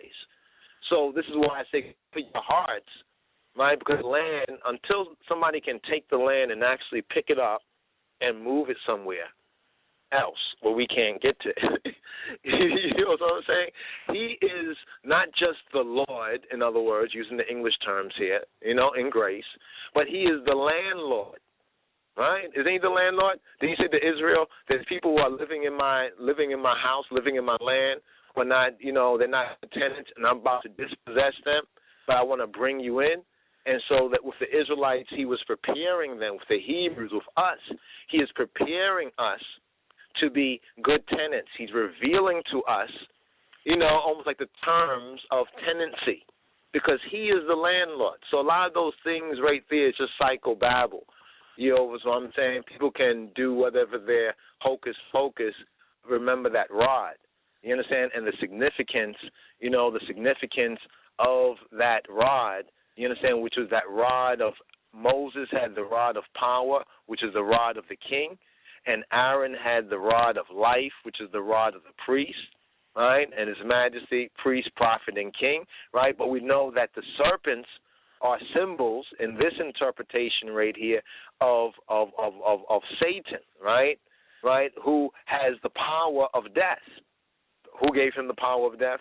The Father gave him the power of death through the law, right? Being under the law, right? While being in laws and born again, we're no longer under his power. But if you can receive this, receive it. You know what I'm saying? Think on these things, that the power of death is swallowed up, right? So in the resurrection, death will be swallowed up in victory. This is why Rastafari say, I and I not die, And, of course, people will look at the outer, but we're not talking about the outer. This movement will be done, after Bob Marley, after they announce, whatever they announce, the bone lies against Abba, after they martyred, I and I brothers, the prophets. You see what I'm saying? Even after they took us down the road of Balaam, and Baal Peor, bringing in all the slackness, the whiny and all that too much and everything. They thought this would drown us out. You know what I'm saying? Everything they thought they could do, has not stopped that, because we are moving in that resurrection power. But the earth is the earth is Jah's.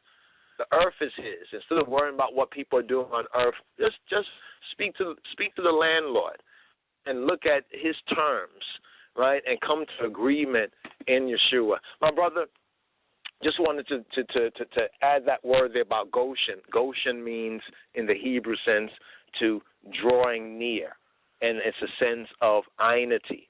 Let's draw near in spirit. Let's einify, like we meet here on the ear. Let us continue in the irid, even the irid of truth. Brother, I don't know if you want to open up some of the lines. If the eye is ready to, I think some of the sisters also who have been on the line. Let's get some of the, to balance. He said, let us make after his likeness, male, and female. Yes, created. Oh. Let's tag in some of I and I fellow disciples. We'll bring forth I and I sister. Sister Emmanuel is here. Give thanks, sister. If you're there, the family greets thee. Shalom. Greetings. Shalom. Como va tu? How's the Wyndham and the sister doing? Dechna. I and I is well, as the Ethiopians say, but the ancient Ethiopians would know that as Dechna in the Medhane, in Adonai, in the Adonai of the Aleph. I am well, and you and yours. How are you, my sister? We are blessed. It's been a little busy, the Kingman's here, so we've been, trying to make sure we stay focused at home, so Wyndham and Sister, if you haven't heard from me, I've been really keeping the Kingman happy, do what I got to do. Poppy Mom. Poppy's home. Daddy's home. Exactly. Daddy's home, so you got to make sure everything's ukone. So, yes, right. No, it was a makbule. Anyway, go ahead, go through. Yeah, sakfase, not boule. Just my burning. My food is burning. I don't want to give away. I don't want to give away all the Levitical, all the new Levitical codes. Go ahead. No, go ahead. Okay. Yes, I am. Well, very blessed. Edification. Just this. I had been meditating on and when the reading had been going on, and it kept going back to Noah, I found that kind of interesting too. So I don't want to keep too long because there's a lot of sisters in here, and I know they have some things to also say. But in Jubilees chapter 9, ironically, I'm just going to go through some couple different chapters really, really quick.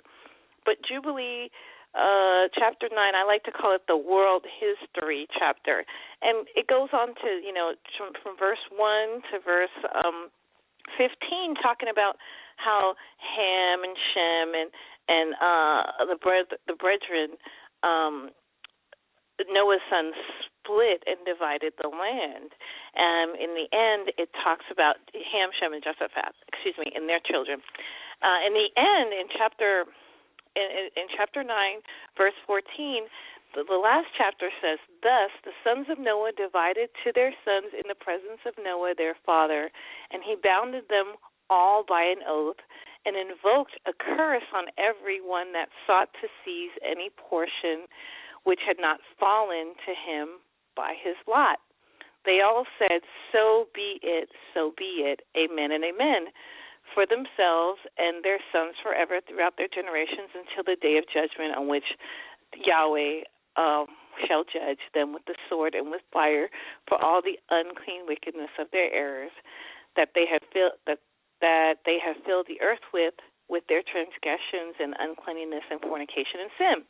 Now, sometimes I meditate on this chapter 9, and think, wow, even with the slave trade and let's just say employment, sometimes we're going into lands and trotting into places that may not be I own, and maybe some of our ancestors were guilty of transgressing this oath over and over and over again because we hadn't known and or different economic reasons, social reasons, historical reasons.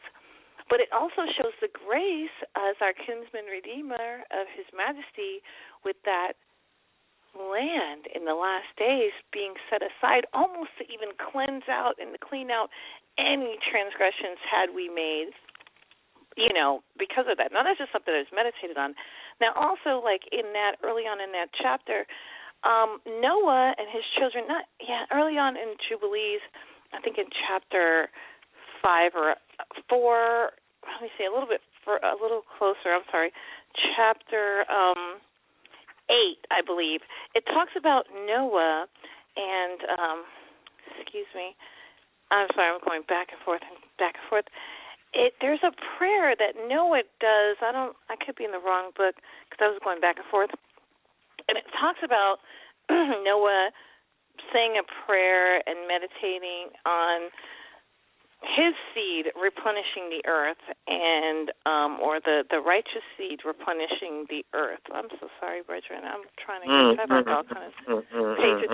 But it keeps talking. Ironically, though, in this chapter, it talks about Mastema, right? This spirit called Mastema. And interestingly enough, again, Mastema is mentioned again in chapter 47. Let me see.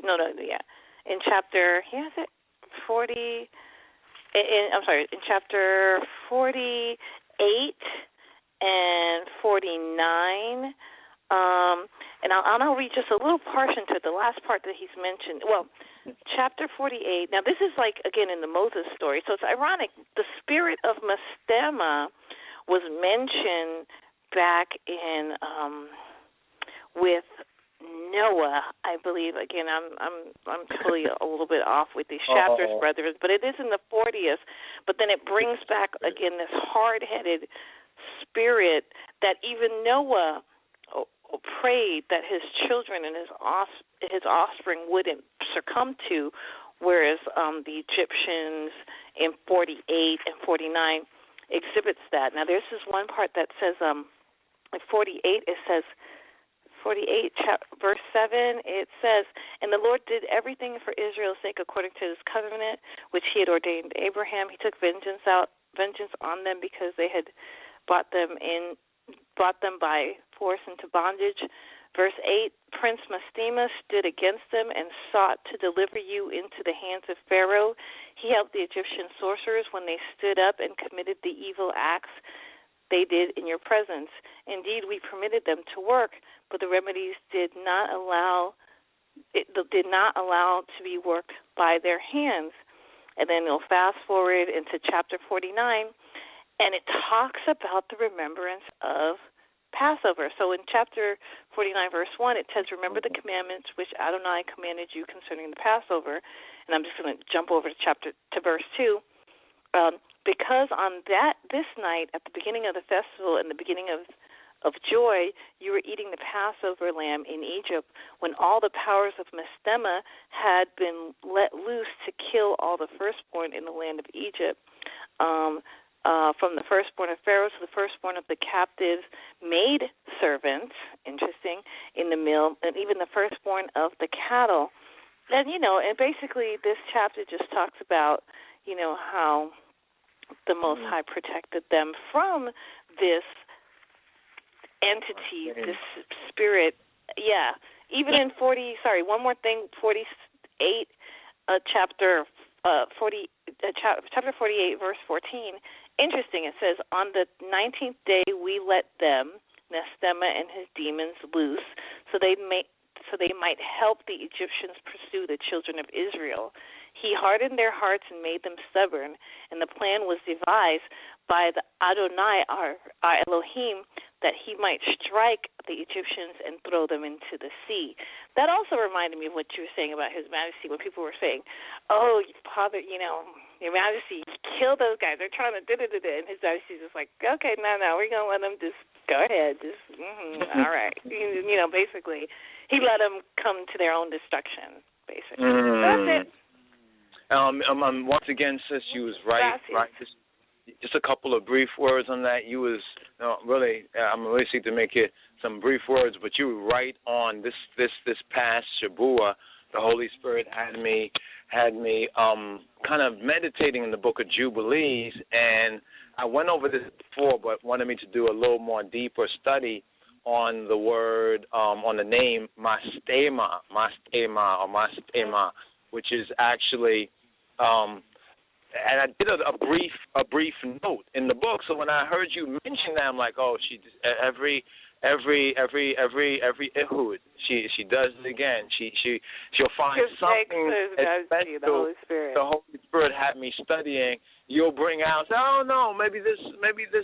I was reading this here, and this is interesting, and then I hear it, and I'm like, oh, I heard it, Mastema, that I did this search. Anyway, the H4895. 895, that's in the Strongs. It's a Hebrew word, right? Or it's found in the Hebrew, right? And it's from 7850, right? But the basic meaning of it in Hebrew, I'm going to give you some script to study this with what this entity really is, right? The name Mastema actually is found in Hosea, chapter 9, verses 7 and 8, and it's found in Joshua 23:13. And the meaning is enmity, hatred. The meaning is enmity, hatred, right? It's another name for the opposition or Satan. It's another name for, but Mastema, right? But it's actually found, like I said, in Hosea chapter 9, verses 7 and 8. Very important, very interesting word there on it. But the main meaning of it is enmity and hatred. But it comes from the root shotet, right? Shotet, right? Shotet means to flog. It means to goad. Now, I don't know if you understand what goad is, G-O-A-D. You know the two staffs that the rulers of Egypt unite, the shepherds, like the cowherds with the shepherds. The two symbols, the shepherd's crook and the coup and the hawk, which is the shepherd's one, and the one that's like a beating, like Egyptian cat o' nine, is called the hu, and the other one, that's a shepherd's rod, is called the heck, where we get the heck shells, right? But the goad is like, when you prod, right? Almost like a taskmaster in a sense. But then it has a meaning of scourging. When it talks about the flood, in the end times, there'll be this flood, like outpouring, like a scourge. I think it's in Isaiah.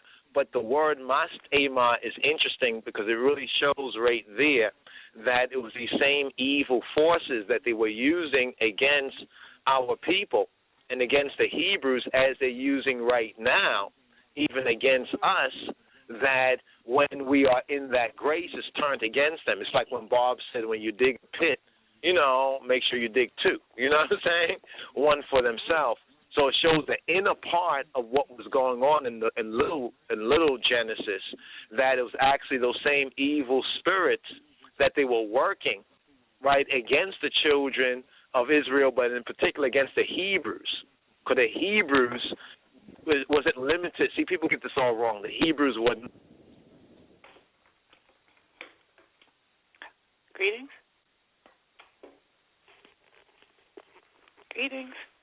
Ancient Egypt, they were called the Aperu in the Passover booklet for Pesach that we had put out last year.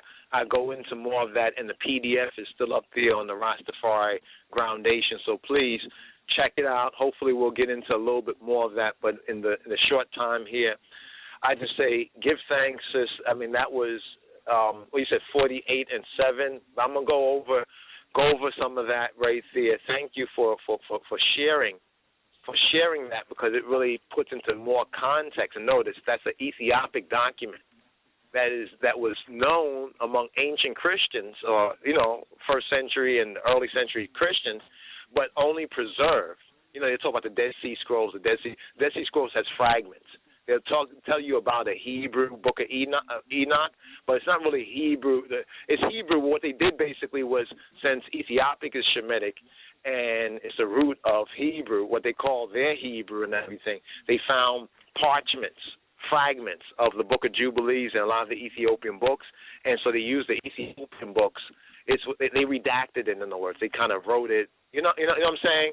It's kind of like they have portions of it in the Hebrew, but not the whole thing. The whole thing was found, once again, with the blameless, that's to say the faithful, with the blameless Ethiopians. So thank you, my sis. Yes, and then don't forget to maybe go around chapter 9 or 10 also, and I think it does mention Mastema, Noah's, even kind of enmity. Remember his sons from that. Remember the beginning where it says who put enmity between your seed and her seed, between the serpent seed, the reptilian seed, because it's these reptilian, these fourth dimension. Not to go all into that, but these four. Here it is, actually. In the last days will be. Go ahead. Amen. I'm so sorry. Yeah, chapter 10, verses 8. It says the chief of the spirits, as you were saying, Mastema, came and said, Lord Creator, I don't know how to say that correctly. Lord Creator, let some of them remain before me, and let them listen to my voice and do all that I shall say to them. For if some of them were not left to me, I will not be able to execute the power of my will on the sons of man, for these are for corruption and leading astray before my judgment, for great is the wickedness of the sons of man. So, just throwing that out there, so there's a deal. My stem, I was like, well, leave a few here for me so I can kind of mess everybody up. That's after the flood. A certain amount of spirits were, negative spirits or evil spirits were left, while others were sealed up. In latter days, that's when we see this outpouring of madness on the face of the earth. So when you see this, all this, because more of the other ones are now released. But what they were doing before that see, that's what really a lot of the so-called dark occultic arts really are about, in a sense. It's like writing to a prisoner, in a sense, and doing, I'm on the free, but there's a prisoner, and he tells me go and shoot somebody. I'm going out and doing these things. That's what's happening. But now in the latter days, those other spirits are being let loose, too. So you're seeing I hate to interrupt you, too, but like the sister was saying last week, I'm going to reiterate this in 12. It says, we explained to Noah all the medicines of their diseases together with their seductions, how he might heal them with the herbs of the earth.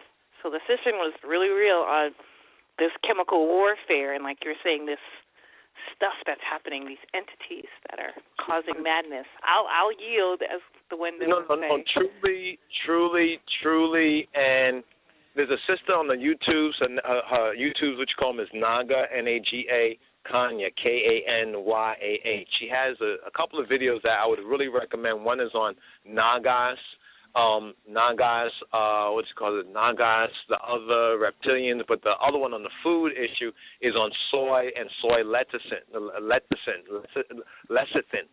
soy lecithin, and how they're putting this soy lecithin, which is actually the sludge of soy, of unfermented soy. They put it, as I forgot what the technical word is. A emulsifier. The emulsifier. They put a stabilizer, but more as an emulsifier in a lot of foods. And a lot of people have noticed, certain sicknesses that come out from that. So that's also part of the destruction of the creation because of the onslaught of these. It's a spiritual warfare of these other spirits that are part of that Mastema group and everything like that. But remember, when Yeshua said, power in heaven and earth has been given to him, and therefore in him, right, we have, because of him, we have power over that. So don't allow the demons and the evildoers will bluff. They will double bluff. But trust Yeshua to the glory of Kedamawi Hala Selassie, that his word is Awo and Amen, yea and Amen. And with that, beloved, I would say shalom to the I, shalom to the Kingman, shalom to Yahweh's Jah's heritage, which are the Utes and La Utes. Oh, shalom in his name. And I tried to call you, so call I forward when you have an opportunity. Yes, I. Oh, beloved. Will do. Yes, I. By his will. Yes, I. Amen. I wanted to link forward Sister Deborah, Sister Deborah. If the eye is there, the eye is up. Eina Yistelin and Salam Shalom in Yeshua's name to the glory of the King of Kings, Kadamawi Hala Selassie. Greetings, Sister Deborah. Excellent. Rastafari. I give him thanks and praises unto in his name of his Imperial Majesty Emperor Selassie and Empress Wayera Menon to be present on the call and to hear the readings and the powers and the movements of I people then and now, and just give thanks to be present. And I'm also having a guest on my line, Sister Ide also. Blessed love, Rastafari. Oh, blessed love, Rastafari. Yes, I hail Sister Ide. Oh, and I am still in. Oh, and I greet the eye. Yes, I. Rastafari. I know we're up into the early hours of the first day, up to the early hours of Sunday, in church, the Church of the Firstborn, Rastafari. So I'm going to keep moving forward. Greetings, give thanks. Let's see. Let's just go forward to Hayel. If the eye is there, while we're on the air. Shalom, Rastafari. Well, shalom, Wyndham, shalom, family, shalom, Hite. Once again, it's a joy and a pleasure to be here, hearing the testimonies and the reasons with I. This is a real full joy, that, indeed. But let's give thanks to the item for revealing enough truth and bringing these words that I just wanted to speak on. I was actually having a reason with some so-called farmer Rastafarian brethren the other day that are now so-called Christian, but just nonetheless, we were reasoning, but just found something that was very interesting because they were disputing about John 16 about the spirit of truth. So I was looking at the which Bible is this? We had the Recovery Bible version. So just speaking about the spirit of truth, because they didn't want to receive that it speaks about the Father coming forward. But what I found very interesting here, just a word of note. It's actually referring to 15, but it says the sense The Spirit of truth, who is sent from the Son, from the Father, comes not only from the Father, but also with the Father. The Father is the source. When the Spirit comes from the source, he does not leave the source, but comes with the source. This Spirit sent by the Son and coming with the Father testifies concerning the Son. Therefore, his testimony concerning the Son is a matter of the triune God. That's very interesting. This shows that, a lot of people take the basic reading and don't really look into it a little deeper, on that basic level. Oh, that's interesting. I got to go check that out. Recovery Bible, where it speaks about the Comforter. It actually, in the Witness Lee's notes right there, he notes that the Spirit of truth, he links with the Father. I have to read over that. It's in 15 really, but 15 from gives the foundation right to the 16 part. And this chapter, is that John? That's John chapter 15 and 16. 15. Okay, so it's in 15 in the footnote. Give thanks, my brother. That's so interesting. Even when they say former Rastafari, and they might go back in, so-called go back into the church. That is so very interesting when you know what the true testimony of His Majesty is.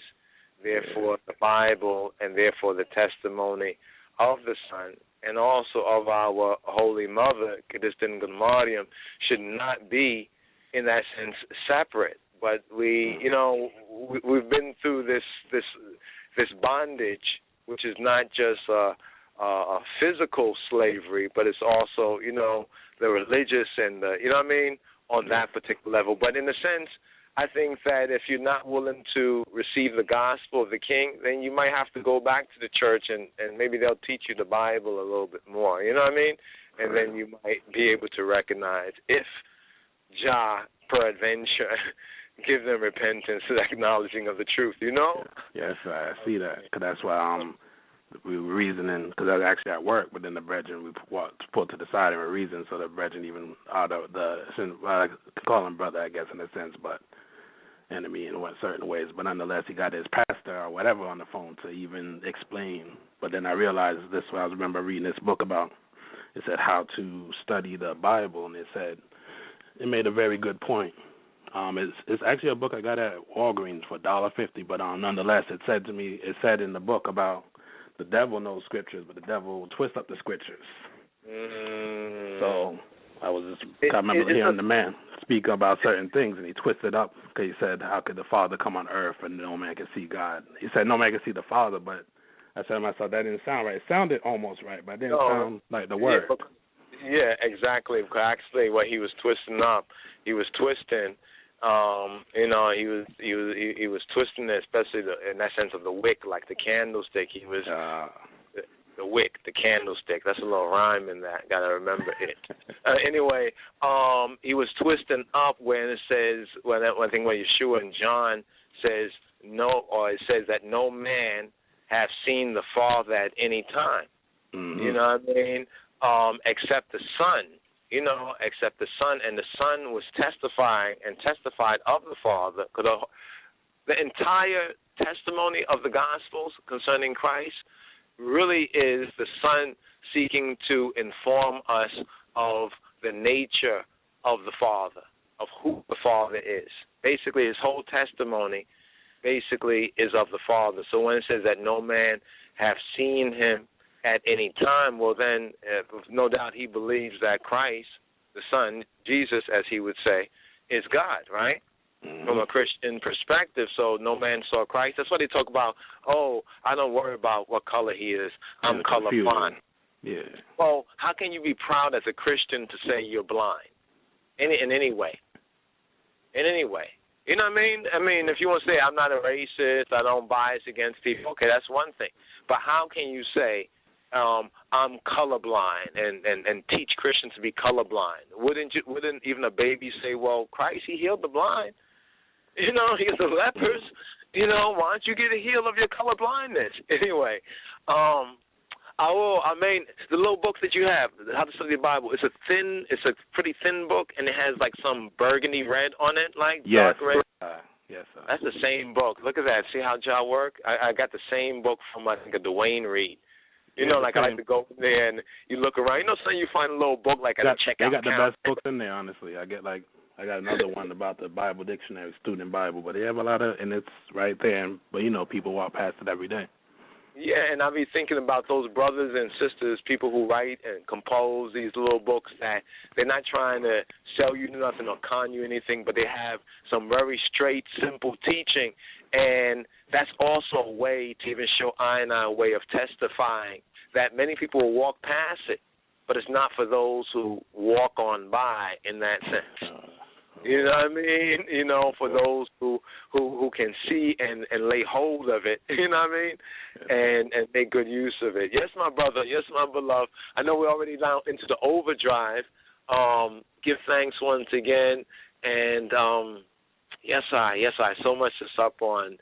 Shalom, my brother. Yeshua shalom to the eye. Shalom, all thanks and prayer. Our Father, Kedemai Selassie, and through name of His Son, our black Lord and Savior, our big brother, Jesus Christ. Yahushua Mashiach. With him and through him all things are possible. Without him we can do nothing, so we give thanks and praise. Shah. Rastafari.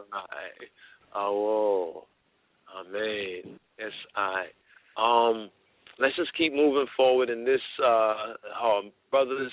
I pray to I and sisters, if you haven't come on the line, we're going to try to get to everyone as possible, you know, but still we're in the iron. You know, so, you know, we're not alone. He has not left us alone, but the Isla Irit, the spirit of truth. And now we bring in Brother Benaiah, right? Brother Benaiah, shalom. Shalom, Rastafari. Greetings. Oh, Brother Benaiah. Yes, I. So we try to come forward. Let's just keep it forward, keep it moving. We'll go to Brother Walder Mikael. Bringing the I in. Shalom, Rastafari. Brother Walder Mikael. Shalom. I had a couple of notes from the previous to this portion and the previous.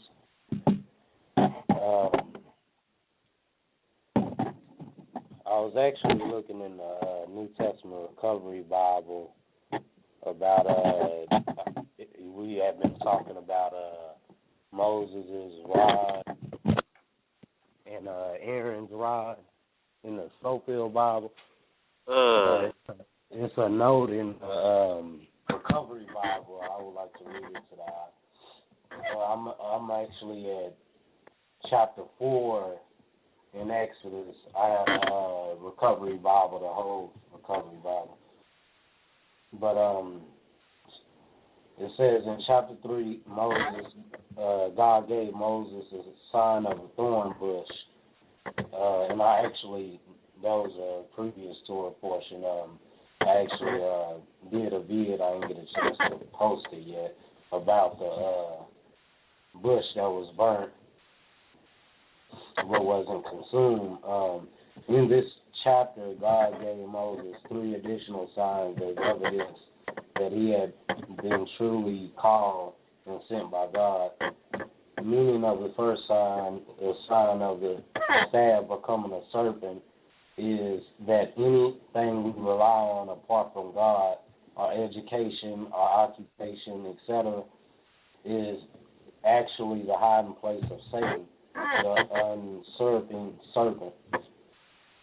However, when at God's word we throw it down and then take it up again by the tail in the way of opposite to practice the practice of worldly people, using it for God's purpose and not for ourselves, it becomes a staff of authority. And then that was concerning Moses' rod, and then the part where Aaron's rod, let me see, is farther in here in Exodus. Okay, Exodus chapter 7. Okay, it says, let's see where to start. Okay. A prophet is not mainly one who predicts the future, but one who speaks for another, as Aaron spoke for Moses.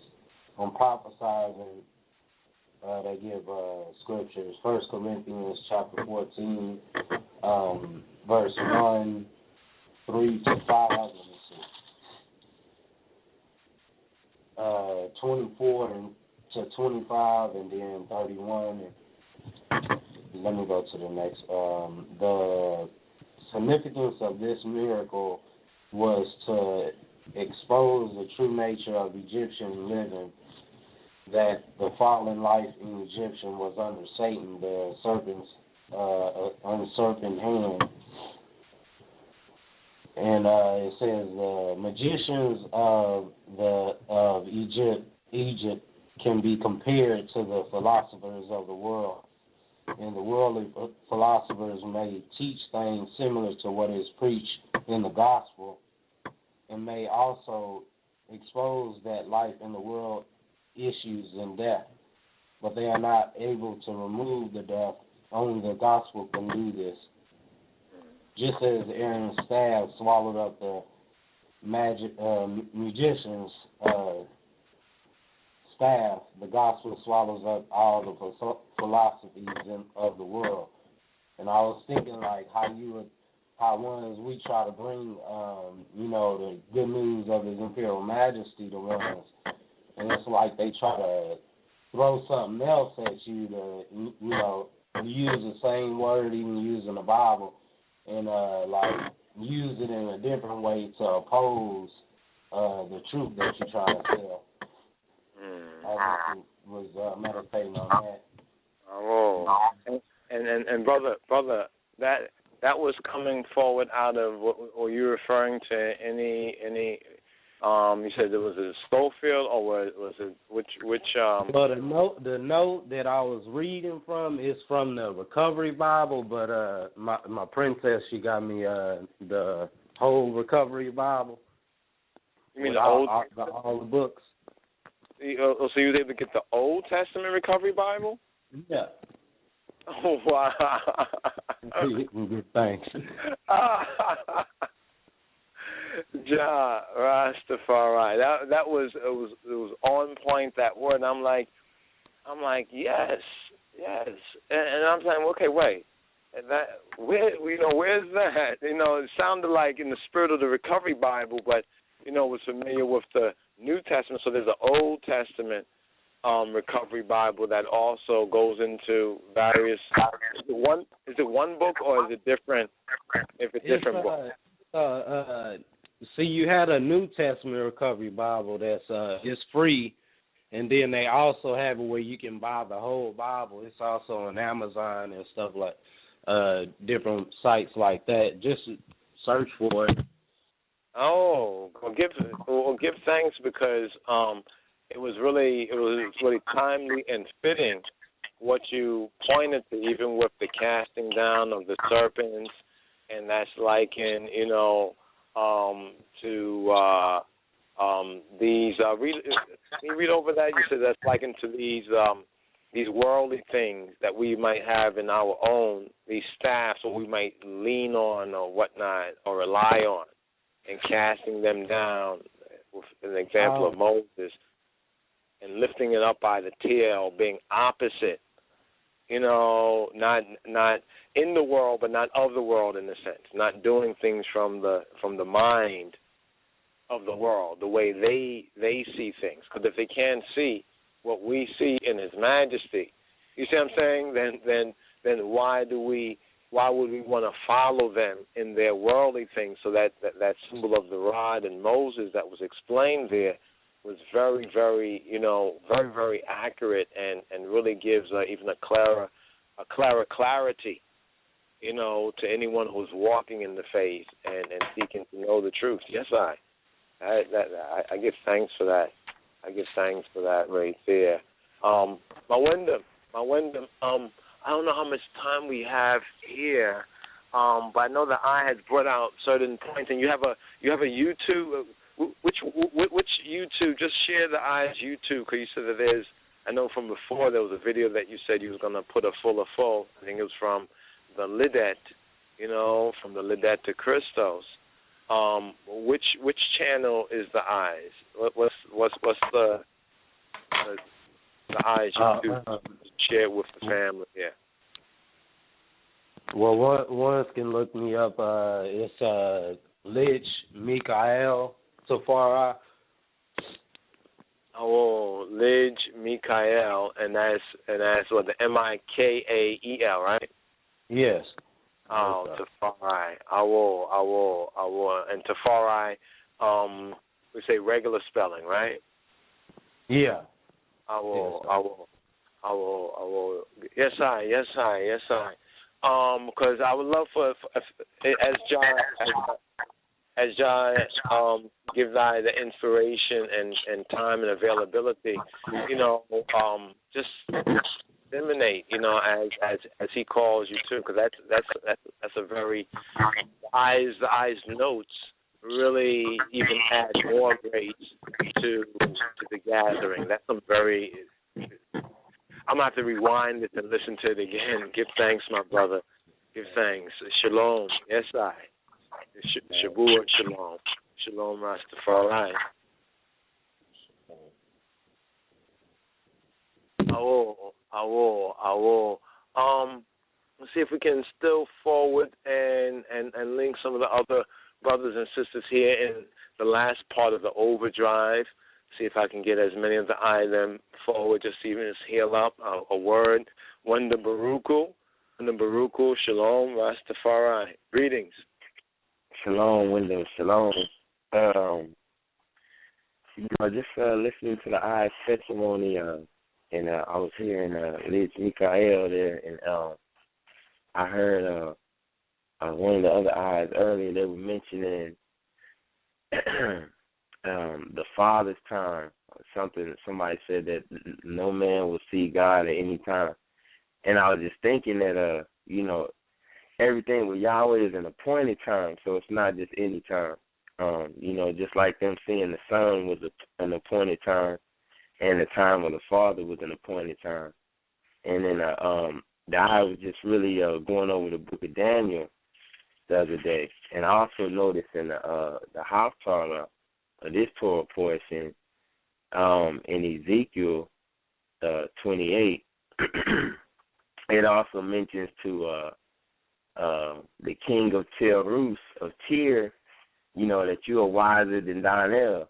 So there's another prophecy on the king and his heart, on his riches. His riches have got him up.